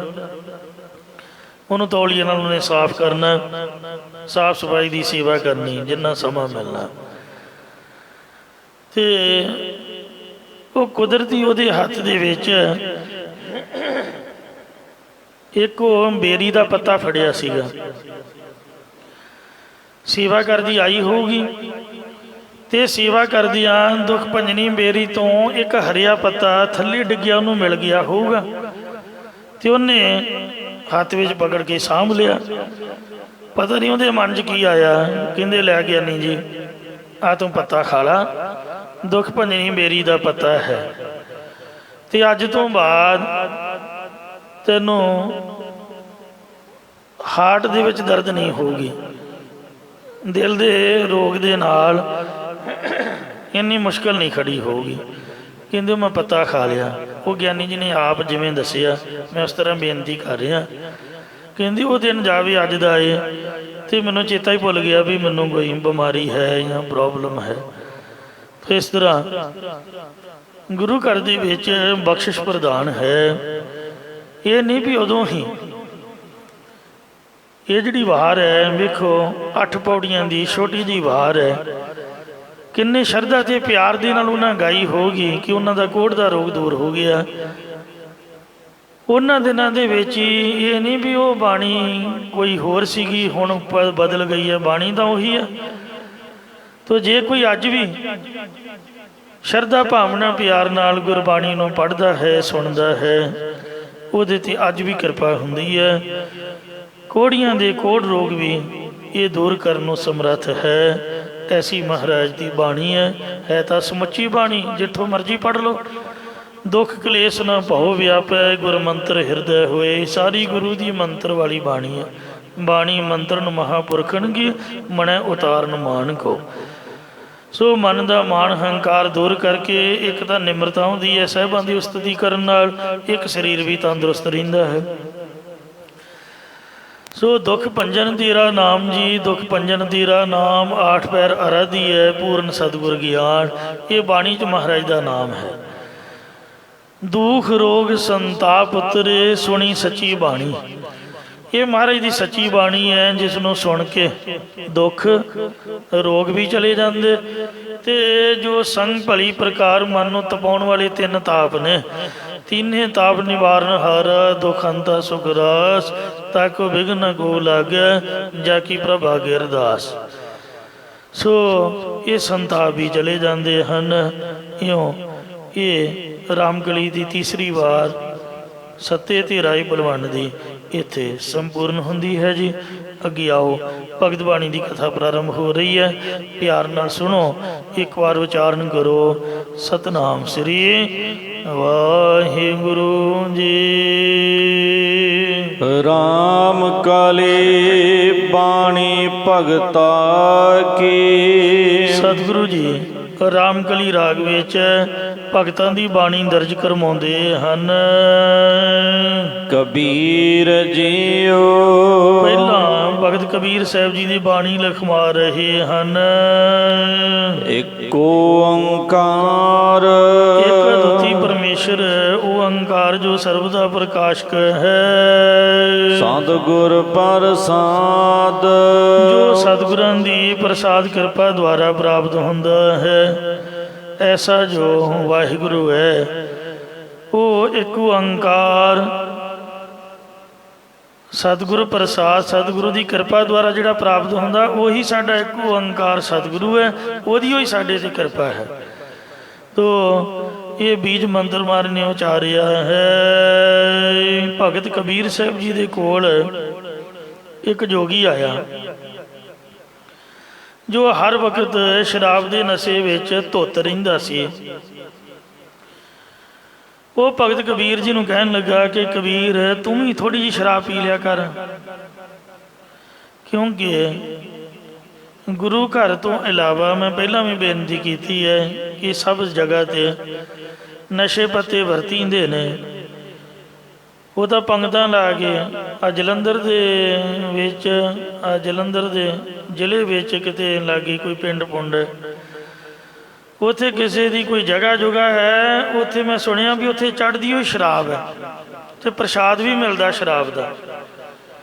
ਕਈਆਂ ਜਗ੍ਹਾ 'ਤੇ ਬੱਕਰੇ ਵੱਢ ਕੇ ਅਤੇ ਉਹ ਡਲੇ ਮੀਟ ਮੁਰਗੇ ਵਰਤਾਉਂਦੇ ਨੇ। ਇੰਨੀ ਭੈੜੀ ਦੁਨੀਆ ਹੈ। ਉਹ ਧਰਮ ਦੇ ਨਾਮ ਦੇ ਵੀ ਖਿਲਵਾੜ ਕਰਦੇ ਨੇ, ਜਿੱਥੋਂ ਸਾਡੇ ਬੱਚੇ ਆਮ ਲੋਕ ਨਸ਼ਿਆਂ ਦੀ ਆਦੀ ਹੋ ਜਾਂਦੇ ਨੇ। ਸਾਧਾਂ ਦੇ ਡੇਰੇ ਸੋ ਪਹਿਲਾਂ ਵੇਸਵਾਵਾਂ ਕੋਲ ਲੋਕ ਜਾਂਦੇ ਅਤੇ ਉਹਨਾਂ ਦੇ, ਮੈਨੂੰ ਮਾਫ਼ ਕਰਨਾ, ਵਿਸ਼ੇ ਵਿਕਾਰਾਂ ਦੀ ਪੂਰਤੀ ਦੇ ਸਾਧਨ ਬਣੇ ਹੋਏ ਨੇ। ਜਿੰਨੇ ਗਲਤ ਬੰਦੇ ਨੇ ਉਹਨਾਂ ਦੇ ਸ਼ਰਧਾਲੂ ਬਣਦੇ ਨੇ। ਪੈਸੇ ਦੀ ਘਾਟ ਕੋਈ ਨਹੀਂ। ਤੋ ਇਸ ਵਾਸਤੇ ਇਹ ਬੇਨਤੀਆਂ ਤਾਂ ਬਾਰ-ਬਾਰ ਕਰੀਦੀਆਂ ਨੇ ਕਿ ਗ੍ਰਸਤੀ ਸਿੱਖ ਆਪਦੇ ਬਾਲ ਬੱਚਿਆਂ ਦੇ ਸਹਿਤ ਕੇਵਲ ਗੁਰਦੁਆਰਾ ਸਾਹਿਬ ਹੀ ਆਉਣ ਅਤੇ ਸ੍ਰੀ ਗੁਰੂ ਗ੍ਰੰਥ ਸਾਹਿਬ ਨੂੰ ਹੀ ਮੰਨਣ। ਬੁਰੇ ਪਾਸੇ ਜਾਣ ਤੋਂ, ਬੁਰੀ ਲੱਤ ਲੱਗਣ ਤੋਂ, ਬੁਰੀ ਆਦਤ ਪੈਣ ਤੋਂ ਜ਼ਿੰਦਗੀ ਬਰਬਾਦ ਹੋ ਜਾਂਦੀ ਹੈ। ਸੋ ਸਾਰੇ ਲੋਕ ਜਿੰਨੇ ਵੀ ਪੰਡਿਤ ਕੀ, ਜੋਗੀ ਕੀ, ਸੰਨਿਆਸੀ ਕੀ, ਸਭ ਸ਼ਰਾਬੀ ਕਬਾਬੀ। ਉਹ ਦਿਮਾਗ ਫਿਰੇ ਜੋਗੀ ਨੇ ਕਬੀਰ ਸਾਹਿਬ ਨੂੰ ਵੀ ਸੁਲਾਹ ਮਾਰੀ। ਕਹਿੰਦੇ ਵੀ ਪੀ ਵੇਖ ਤੇਰੀ ਸਮਾਧੀ ਲੱਗਦੀ, ਜਿਸ ਨਾਲ ਤੇਰੀ ਅਨਹਦ ਵਾਜੇ ਵੱਜਣ ਲੱਗ ਜਾਇਆ ਕਰਨਗੇ। ਤਾਂ ਸੁਣ ਕੇ ਭਗਤ ਕਬੀਰ ਜੀ ਕਹਿਣ ਲੱਗੇ ਕਿ ਹੇ ਜੋਗੀ, ਮੈਂ ਤਾਂ ਪਹਿਲਾਂ ਹੀ ਸ਼ਰਾਬ ਪੀਂਦਾ। ਇਹ ਸੁਣ ਕੇ ਜੋਗੀ ਬੋਲਿਆ ਵੀ ਤੈਨੂੰ ਪੀਂਦਿਆਂ ਦਾ ਕਦੀ ਵੇਖਿਆ ਨਹੀਂ, ਤੂੰ ਕਿਹੜੀ ਸ਼ਰਾਬ ਪੀਂਦਾ। ਤਾਂ ਕਬੀਰ ਭਗਤ ਜੀ ਕਹਿਣ ਲੱਗੇ ਮੈਂ ਗਿਆਨ ਦੀ ਸ਼ਰਾਬ ਪੀਂਦਾ। ਜੋਗੀ ਕਹਿਣ ਲੱਗਾ ਵੀ ਮੈਂ ਤਾਂ ਆਪ ਸ਼ਰਾਬ ਕੱਢਦਾ ਅਤੇ ਤੂੰ ਗਿਆਨ ਦੀ ਸ਼ਰਾਬ ਕਿਵੇਂ ਕੱਢਦਾ। ਤਾਂ ਸੁਣ ਕੇ ਭਗਤ ਕਬੀਰ ਜੀ ਇਹ ਸ਼ਬਦ ਉਚਾਰਨ ਕਰਕੇ ਗਿਆਨ ਰੂਪੀ ਸ਼ਰਾਬ ਕੱਢਣ ਦੀ ਜਾਂਚ ਦੱਸਦੇ ਹਨ। ਜਿਵੇਂ ਭੱਠੀ ਪੁੱਠੀ ਲਾਈ ਦੀ ਹੈ, ਉੱਥੇ ਉਹ ਤੌੜਾ ਤਾੜਾ ਜਿਹਾ ਰੱਖੀਦਾ, ਫਿਰ ਬਾਲਟਾ ਪਾਣੀ ਦਾ ਭਰ ਕੇ, ਫਿਰ ਨਾਲੀ ਲਾ ਕੇ, ਫਿਰ ਬੋਤਲ 'ਚ ਪਾ ਕੇ, ਇਸ ਤਰ੍ਹਾਂ ਜਗਾਡਮੈਂਟ ਕਰਕੇ ਜਿਹੜੇ ਲੋਕ ਨੇ ਉਹ ਆਪਦੇ ਖੂਹਾਂ ਦੇ ਜਾਂ ਵਿਆਹਾਂ ਸ਼ਾਦੀਆਂ ਦੀ ਰਾਤ ਬਰਾਤੇ ਜਾਂ ਵੇਚਣ ਵਾਲੇ, ਜਿਹਨੂੰ ਰੂੜੀ ਮਾਰਕਾ ਕਹਿੰਦੇ ਨੇ, ਪੈਸੇ ਦੀ ਖਾਤਰ ਜਾਂ ਆਪਦੀ ਲੱਤ ਪੂਰੀ ਕਰਨ ਵਾਸਤੇ ਇਸ ਤਰ੍ਹਾਂ ਹੀ ਤਿਆਰ ਕਰਦੇ ਨੇ। ਕਈਆਂ ਨੇ ਤਾਂ ਇਹੋ ਜਿਹੇ ਉਲਟੇ ਸਿੱਧੇ ਉਹ ਸੜੇ ਫੂਕੇ ਵਿੱਚ ਪਦਾਰਥ ਪਾਏ। ਉਹ ਜਿਹੜਾ ਗੁੜ ਹੁੰਦਾ ਉਹ ਕਿਹੜਾ ਸਹੀ ਹੁੰਦਾ, ਜ਼ਹਿਰੀ ਵੀ ਬਣਿਆ ਹੁੰਦਾ ਹੈ। ਅਤੇ ਉਹ ਜ਼ਹਿਰੀਲੀ ਸ਼ਰਾਬ ਪੀਣ ਦੇ ਨਾਲ ਕਈਆਂ ਦੀਆਂ ਮੌਤਾਂ ਹੋਈਆਂ। ਤੋ ਇਸ ਤਰ੍ਹਾਂ ਇਹ ਲੋਕਾਂ ਦਾ ਦੇਸੀ ਤਰੀਕਾ ਹੈ। ਪਰ ਭਗਤ ਕਬੀਰ ਸਾਹਿਬ ਜੀ ਅੰਤਰੀਵ ਸ਼ਰਾਬ ਬਾਬਤ ਗਿਆਨ ਦੀ ਸ਼ਰਾਬ ਕੱਢਣ ਦਾ ਇਹ ਤਰੀਕਾ ਉਸੇ ਤਰੀਕੇ ਦੇ ਮੁਤਾਬਕ ਦੱਸ ਰਹੇ ਹਨ। ਇੱਕ ਉਦਾਹਰਨ ਦਿੰਦੇ ਨੇ। ਕਾਇਆ ਕਲਾਲਨ ਲਾਹਨ ਮੇਲਾ। ਕਲਾਲਣ ਕਹਿੰਦੇ ਨੇ ਮੱਟੀ ਨੂੰ। ਮੱਟੀ 'ਚ ਪਹਿਲਾਂ ਲਾਹਣ ਬਣਾਈ ਦੀ ਹੈ। ਇਹ ਜੋਗੀ ਸ਼ਰਾਬ ਕੱਢਣ ਵਾਲੀ ਜਿਹੜੀ ਕਾਇਆ ਦੇਹ ਰੂਪੀ ਮੱਟੀ ਹੈ, ਇਹਦੇ ਵਿੱਚ ਲਾਹਣ ਬਣਾਉਣਾ ਕਰ। ਪੂਰ ਦੀ ਸਮੱਗਰੀ ਇਹ ਮੇਲਣਾ ਕਰ, ਮਤਲਬ ਗਲਿਆ ਸੜਿਆ ਕੀੜੀਆਂ ਵਾਲਾ ਗੁੜ ਉਹ 'ਚ ਪਾ ਪੂ ਕੇ ਇਹਨੂੰ ਤੂੜੀ 'ਚ ਦੱਬੀਦਾ। ਇਸ ਤਰ੍ਹਾਂ ਲੋਕ ਕਰਦੇ ਨੇ, ਜਾਂ ਰੂੜੀ ਦੇ ਵਿੱਚ ਗੰਦ ਵਿੱਚ ਦੱਬੀਦਾ ਵੀ ਉਹ ਉਬਾਲਾ ਮਾਰ ਲਵੇ। ਗੁਰ ਕਾ ਸ਼ਬਦ ਗੁੜ ਕੀ ਨਰੇ। ਇਹਦੇ ਵਿੱਚ ਦੇਹ ਨੂੰ ਮੱਟੀ ਬਣਾ ਲਾਉਣ ਵਾਲੀ, ਜਿਹਦੇ ਵਿੱਚ ਸਤਿਗੁਰੂ ਸਾਹਿਬ ਜੀ ਦਾ ਜਿਹੜਾ ਪਵਿੱਤਰ ਤੇ ਮਿੱਠਾ ਸ਼ਬਦ ਹੈ ਗੁੜ ਰਾ ਵਾਲਾ, ਗੁੜ ਤੋਂ ਵੀ ਮਿੱਠਾ, ਫਰੀਦਾ ਸ਼ੱਕਰ ਖੰਡ ਨਿਵਾਤ ਗੁੜ, ਮਾਖਿਓ ਮਾਂਝਾ ਦੁੱਧ, ਸਭੇ ਵਸਤੂ ਮਿੱਠੀਆਂ ਰੱਬ ਨ ਪੁੱਜਣ ਤੁਧ। ਇਹ ਮਹਾਰਾਜ ਦਾ ਸ਼ਬਦ ਉਪਦੇਸ਼ ਰੂਪੀ ਗੁੜ ਪਾਉਣਾ ਕੀਤਾ ਹੈ ਅਸਾਂ ਨੇ, ਤੂੰ ਵੀ ਪਾਉਣਾ ਕਰ। ਤ੍ਰਿਸ਼ਨਾ ਕਾਮ ਕਰੋਧ ਮਦ ਮਤ ਸਰ। ਰਸਾਂ ਕਸਾਂ ਦੇ ਭੋਗਣ ਦੀ ਤ੍ਰਿਸ਼ਨਾ, ਮੰਦ ਵਾਸ਼ਨਾ, ਗੁੱਸਾ, ਹੰਕਾਰ, ਈਰਖਾ ਆਦਿਕ ਔਗਣਾਂ ਨੂੰ, ਜਾਂ ਤ੍ਰਿਸ਼ਨਾ ਵਾਲੀ ਬਿਰਤੀ ਨੂੰ, ਨਿਰਲੋਭਤਾ ਵਾਲੀ ਬਿਰਤੀ ਨਾਲ, ਕਾਮ ਨੂੰ ਵਸਤੂ ਵਿਚਾਰ ਨਾਲ, ਕ੍ਰੋਧ ਨੂੰ ਸ਼ਾਂਤੀ ਨਾਲ, ਹੰਕਾਰ ਨੂੰ ਨਿਮਰਤਾ ਨਾਲ, ਤੇ ਈਰਖਾ ਨੂੰ ਪ੍ਰਸੰਨਤਾ ਨਾਲ, ਇਉਂ ਔਗਣਾਂ ਨੂੰ ਗੁਣਾਂ ਨਾਲ।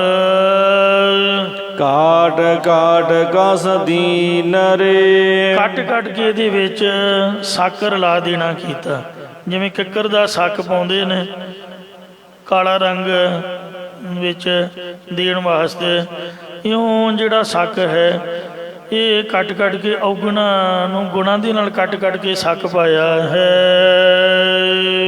ਕੋਈ ਹਰਿ ਸੰਤਾ ਸਹਿਜ ਸੁਖ ਅੰਤਰ। ਹੇ ਕਬੀਰ ਜੀ, ਤੁਹਾਨੂੰ ਇਹ ਸ਼ਰਾਬ ਮਿਲੀ ਕਿੱਥੋਂ ਹੈ? ਕਹਿੰਦੇ ਸੰਤਾਂ ਦੇ ਪਾਸੋਂ, ਗੁਰਾਂ ਦੇ ਪਾਸੋਂ, ਹੋਰ ਕਿੱਥੋਂ ਮਿਲਣੀ ਹੈ? ਕਿਉਂਕਿ ਸੰਤ ਜਨਾਂ ਦੀ ਅੱਗੇ ਉਹ ਬੇਨਤੀ ਕੀਤੀ ਸੀ, ਹੇ ਭਾਈ ਜਾਂ ਹੇ ਜੋਗੀ, ਤੁਹਾਡੇ ਵਿੱਚੋਂ ਕੋਈ ਐਸਾ ਸੰਤ ਜਨ ਹੈ? ਕੋਈ ਹੈ ਰੇ ਸੰਤ, ਕੋਈ ਆਵੇ ਸੰਤੋ, ਤੇ ਹਰ ਕਾ ਜਨ ਸੰਤੋ, ਤੇ ਮੇਰਾ ਪ੍ਰੀਤਮ ਜਨ ਸੰਤੋ, ਮੋਹੇ ਮਾਰਗ ਦਿਖਲਾਵੇ। ਇੰਜ ਤੁਹਾਡੇ ਵਿੱਚੋਂ ਕੋਈ ਐਸਾ ਸੰਤ ਹੈ ਜਿਸ ਦੇ ਹਿਰਦੇ ਦੇ ਅੰਦਰ ਵਿੱਚ ਸ਼ਾਂਤੀ ਸਰੂਪ ਦਾ ਆਨੰਦ ਪ੍ਰਗਟ ਹੋਇਆ ਹੋਵੇ, ਜਾਂ ਜਿਸ ਦੇ ਹਿਰਦੇ ਵਿੱਚ ਗਿਆਨ ਕਰਕੇ ਆਤਮਿਕ ਸੁਖ ਪ੍ਰਾਪਤ ਹੋਇਆ ਹੋਵੇ। ਅਤੇ ਜਾ ਕਉ ਜਪ ਤਪ ਦਿਓ ਦਲਾਲੀ ਰੇ। ਜਿਸ ਨੂੰ ਮੈਂ ਜਪ ਤਪ ਰੂਪ ਦਲਾਲਗੀ ਦੇਵਾਂ, ਜਾਂ ਜਿਸ ਦੇ ਕੋਲ ਐਸੀ ਗਿਆਨ ਰੂਪ ਸ਼ਰਾਬ ਹੋਵੇ, ਮੈਂ ਉਸ ਦੇ ਤਾਈਂ ਬਾਣੀ ਕਰਕੇ ਕੀਤਾ ਜਾਪ ਤੇ ਸਰੀਰ ਕਰਕੇ ਕੀਤਾ ਤਪ, ਇਹ ਤਿਆਦਕ ਦਲਾਲੀ ਦੇਵਾਂ। ਏਕ ਬੂੰਦਾ ਪਰ ਤਨ ਮਨ ਦੇਵਾਓ। ਇੱਕ ਤੁਪਕਾ ਭਰ ਵੀ ਜਿਹੜੀ ਪਹਿਲੇ ਤੋੜ ਦੀ ਸ਼ਰਾਬ ਹੁੰਦੀ ਹੈ, ਬਾਕੀ ਤਾਂ ਭਾਵੇਂ ਬੋਤਲ ਦੀ ਬੋਤਲ ਹੀ ਬੰਦਾ ਪੀ ਜਾਏ, ਉਹ ਪੱਕਿਆਂ ਬੰਦਿਆਂ ਨੂੰ ਕੁਛ ਨਹੀਂ ਹੁੰਦਾ। ਜਿਹੜੀ ਪਹਿਲੇ ਤੋੜ ਵਾਲੀ ਹੁੰਦੀ ਹੈ ਉਹ ਤਾਂ ਇੱਕ ਗਲਾਸੀ ਨਹੀਂ ਪੀਤੀ ਜਾਂਦੀ। ਇਉਂ ਪਹਿਲੇ ਤੋੜ ਦੀ ਸ਼ਰਾਬ ਦੀ ਤਰ੍ਹਾਂ ਜਿਹੜੀ ਪਹਿਲੀ ਬੋਤਲ ਕੱਢੀ ਹੁੰਦੀ, ਇਹ ਜਿਹੜਾ ਬ੍ਰਹਮ ਗਿਆਨ ਦੀ ਸ਼ਰਾਬ ਹੈ ਇਹ ਬੜੀ ਤੇਜ਼ ਤਰਾਰ ਹੈ। ਇਹ ਇੱਕ ਬੂੰਦ ਇੱਕ ਤੁਪਕਾ ਭਰ ਵੀ ਸ਼ਰਾਬ ਦਾ ਦੇ ਦੇਵੇ। ਜੋ ਮਦ ਦੇ ਕਲਾਲੀ ਰੇ। ਜਿਹੜਾ ਮੈਨੂੰ ਦੇਹ ਰੂਪੀ ਮੱਟੀ ਦੇ ਵਿੱਚੋਂ ਦੇ ਦੇਵੇ ਕੱਢ ਕੇ, ਤਾਂ ਮੈਂ ਉਸ ਨੂੰ ਤਨ ਮਨ ਅਰਪ ਦੇਵਾਂ। ਆਪ ਦੇ ਤਨ ਨੂੰ ਸੇਵਾ ਵਿੱਚ ਤੇ ਮਨ ਦੀ ਮੱਤ ਛੱਡ ਕੇ ਉਹਨੂੰ ਅਰਪ ਦੇਵਾਂ, ਉਹਨੂੰ ਭੇਟਾ ਕਰ ਦੇਵਾਂ। ਰਹਾਉ ਵਿਸ਼ਰਾਮ ਦੇ ਕੇ ਫਰਮਾਨ ਕਰਦੇ ਨੇ, ਹੇ ਕਬੀਰ ਜੀ, ਤੁਸੀਂ ਗਿਆਨ ਰੂਪ ਸ਼ਰਾਬ ਕੱਢਣ ਲਈ ਭੱਠੀ ਕਿਹੜੀ ਬਣਾਉਂਦੇ ਹੋ? ਤਾਂ ਕਬੀਰ ਸਾਹਿਬ ਜੀ ਫਰਮਾਉਂਦੇ ਨੇ, ਪਵਨ ਚਤਰ ਦਸ ਪਾਠੀ ਕੀਨੇ। ਸੋ ਹੇ ਭਾਈ, ਚਤੁਰ 4 ਤੇ 10 ਭਾਵ 14, ਜਿਹੜੇ 14 ਭਾਵਨ 14 ਲੋਕਾਂ ਦੇ ਵਿੱਚ ਭਾਵਨਾ ਦੀ ਭੱਠੀ ਬਣਾਉਣਾ ਕੀਤੀ ਹੈ। ਜਾਂ 5 ਗਿਆਨ ਇੰਦਰੀਆਂ, 5 ਕਰਮ ਇੰਦਰੀਆਂ ਦੇ ਵਿਸ਼ਿਆਂ ਦਾ ਤਿਆਗ ਕਰਨ ਰੂਪ, ਤੇ 4 ਅੰਤःਕਰਨ ਦਾ ਮਾਣ ਛੱਡਣ ਰੂਪ ਭੱਠੀ ਬਣਾਉਣਾ ਕੀਤੀ ਹੈ। ਇਸੇ ਪ੍ਰਕਾਰ ਪਵਨ ਚਤੁਰ ਦਸ ਪਾਠੀ ਕੀਨੇ। 14 ਭਵਨਾਂ ਨੂੰ ਮਿਥਿਆ ਨਿਸ਼ਚੈ ਕਰਨ ਨੂੰ ਭੱਠੀ ਬਣਾਉਣਾ ਕੀਤੀ ਹੈ। ਬ੍ਰਹਮ ਅਗਣ ਤਨ ਜਾਰੀ ਰੇ। ਅਤੇ ਦੇਹ ਦੇ ਆਸਰੂਪ ਲੱਕੜਾਂ ਨੂੰ ਸਾੜਨ ਵਾਸਤੇ ਬ੍ਰਹਮ ਅਭਿਆਸ ਰੂਪ ਅਗਨੀ ਜਾਲਣਾ ਕੀਤੀ ਹੈ। ਮੁਦ ਮੁਦਰਾ ਮਦਕ ਸਹਿਜ ਧੁਨ ਲਾਗੀ। ਇਹ ਕਬੀਰ ਜੀ, ਜਦੋਂ ਪ੍ਰਤੱਖ ਸ਼ਰਾਬ ਕੱਢੀ ਦੀ ਹੈ ਤਾਂ ਉੱਪਰੋਂ ਉਹ ਮੁੰਦੀ ਦੀ ਹੈ, ਮਤਲਬ ਬੰਦ ਕਰੀ ਦੀ ਹੈ ਕਿ ਇਸ ਦੀ ਭਾਫ ਬਾਹਰ ਨਾ ਨਿਕਲ ਜਾਏ। ਉਹ ਭਾਫ ਨੂੰ ਨਾਲੀ ਲਾ ਕੇ ਬੋਤਲ 'ਚ ਪਾਉਣ ਵਾਸਤੇ ਉੱਪਰ ਬੱਠਲ ਲੱਗਦੇ ਨੇ। ਬੱਠਲ ਮੈਂ ਪੀਤੀ ਤਾਂ ਨਹੀਂ, ਪਰ ਮੈਂ ਕੱਢੀ ਜ਼ਰੂਰ ਹੈ, ਮੈਨੂੰ ਮਾਫ਼ ਕਰਨਾ। ਉਂਝ ਪਤਾ ਹੀ ਨਹੀਂ ਲੱਗਦਾ ਵੀ ਲਿਖਿਆ ਕੀ ਹੈ। ਸਾਰਾ ਕੁਝ ਵੇਖਿਆ, ਸਾਰੀ ਸਾਰੀ ਰਾਤ ਲਾਈ ਹੈ, ਕਿਉਂਕਿ ਸਮਾਜ ਦੇ ਵਿੱਚ ਸਭ ਕੁਝ ਹੁੰਦਾ ਹੈ। ਤੇ ਇਸ ਵਾਸਤੇ ਪੀਤੀ ਪੁਤੀ ਨਹੀਂ ਹੈ, ਨਾ ਆਪਾਂ ਨੂੰ ਕੋਈ ਆਦਤ ਹੈ। ਗੁਰੂ ਸਾਹਿਬ ਦੀ ਕਿਰਪਾ ਹੀ ਰਹੇ, ਔਰ ਸਭਨਾਂ 'ਤੇ ਮਹਾਰਾਜ ਆਪ ਦੀ ਕਿਰਪਾ ਰੱਖਣ। ਉਹ ਬੱਠਲ 'ਚ ਠੰਡਾ ਪਾਣੀ ਪਾਈਦਾ ਹੈ, ਗਰਮ ਹੋ ਜਾਏ ਉਹਨੂੰ ਫਿਰ ਬਦਲ ਦਈਦਾ, ਤੇ ਉੱਪਰ ਲਾ ਕੇ ਮਿੱਟੀ ਉਹਨੂੰ ਚੰਗੀ ਤਰ੍ਹਾਂ ਬਲੌਕ ਕਰ ਦਈਦਾ ਵੀ ਜਿਹੜੀ ਭਾਫ ਹੈ ਉਹ ਜਦ ਬੱਠਲ ਨੂੰ ਟੱਚ ਕਰੇ ਬਾਲਟੇ ਨੂੰ, ਤੇ ਉਹ ਪਾਈਪ ਰਾਹੀਂ ਮੁੜਕਾ ਬਣ ਕੇ ਤੇ ਉਹਦਾ ਰਸ ਬੋਤਲ ਦੇ ਵਿੱਚ ਆਉਂਦਾ ਰਹੇ। ਜੇ ਉੱਪਰੋਂ ਛੱਡ ਦਿਓ ਉਹ ਭਾਫ ਹੀ ਤਾਂ ਹੁੰਦੀ ਆ, ਉਹ ਲਾਹਣ ਦੀ ਭਾਫ ਉੱਡ ਗਈ ਤਾਂ ਫਿਰ ਕੀ ਰਹਿਣਾ। ਤੋ ਜਿਸ ਤਰ੍ਹਾਂ ਉਹਨੂੰ ਬੰਦ ਕਰੀਦਾ ਹੈ, ਮੁੰਦੀ ਦਾ ਹੈ, ਤੋ ਇਸ ਤਰ੍ਹਾਂ ਮੁੰਦਰਾ ਮਦਕ ਸਹਿਜ ਧੁਨ ਲੱਗੀ, ਜਿਹੜੀ ਸ਼ਾਂਤੀ ਵਾਲੀ ਧੁਨੀ ਭਾਵ ਅਜੱਪਾ ਜਾਪ ਨਾ ਵਿਸਰੈ ਆਦਿ ਜੁਗਾਦ ਸਮਾਏ। ਸੋ ਜਿਹੜੀ ਸ਼ਾਂਤੀ ਵਾਲੀ ਧੁਨੀ ਅਜੱਪਾ ਜਾਪ ਦੀ ਲੱਗੀ ਹੋਈ ਹੈ ਹਿਰਦੇ ਦੇ ਵਿੱਚ, ਇਹ ਗਿਆਨ ਰੂਪੀ ਮਦਕ ਸ਼ਰਾਬ ਨੂੰ ਮੁਦਰਾ ਮੁੰਦਨਾ ਕੀਤਾ। ਤੂੰ ਹਿਰਦੈ ਗੁਪਤ ਵਸੈ ਦਿਨ ਰਾਤੀ, ਇਹ ਮਹਾਰਾਜ ਦੇ ਸਰੂਪ ਦੇ ਗਿਆਨ ਨੂੰ ਸਾਂਭ ਕੇ ਰੱਖਿਆ ਹੈ। ਅੰਦਰਲੇ ਜਾਪ ਨੂੰ ਤੂੰ ਮੁੰਦਨਾ ਕੀਤਾ ਹੈ।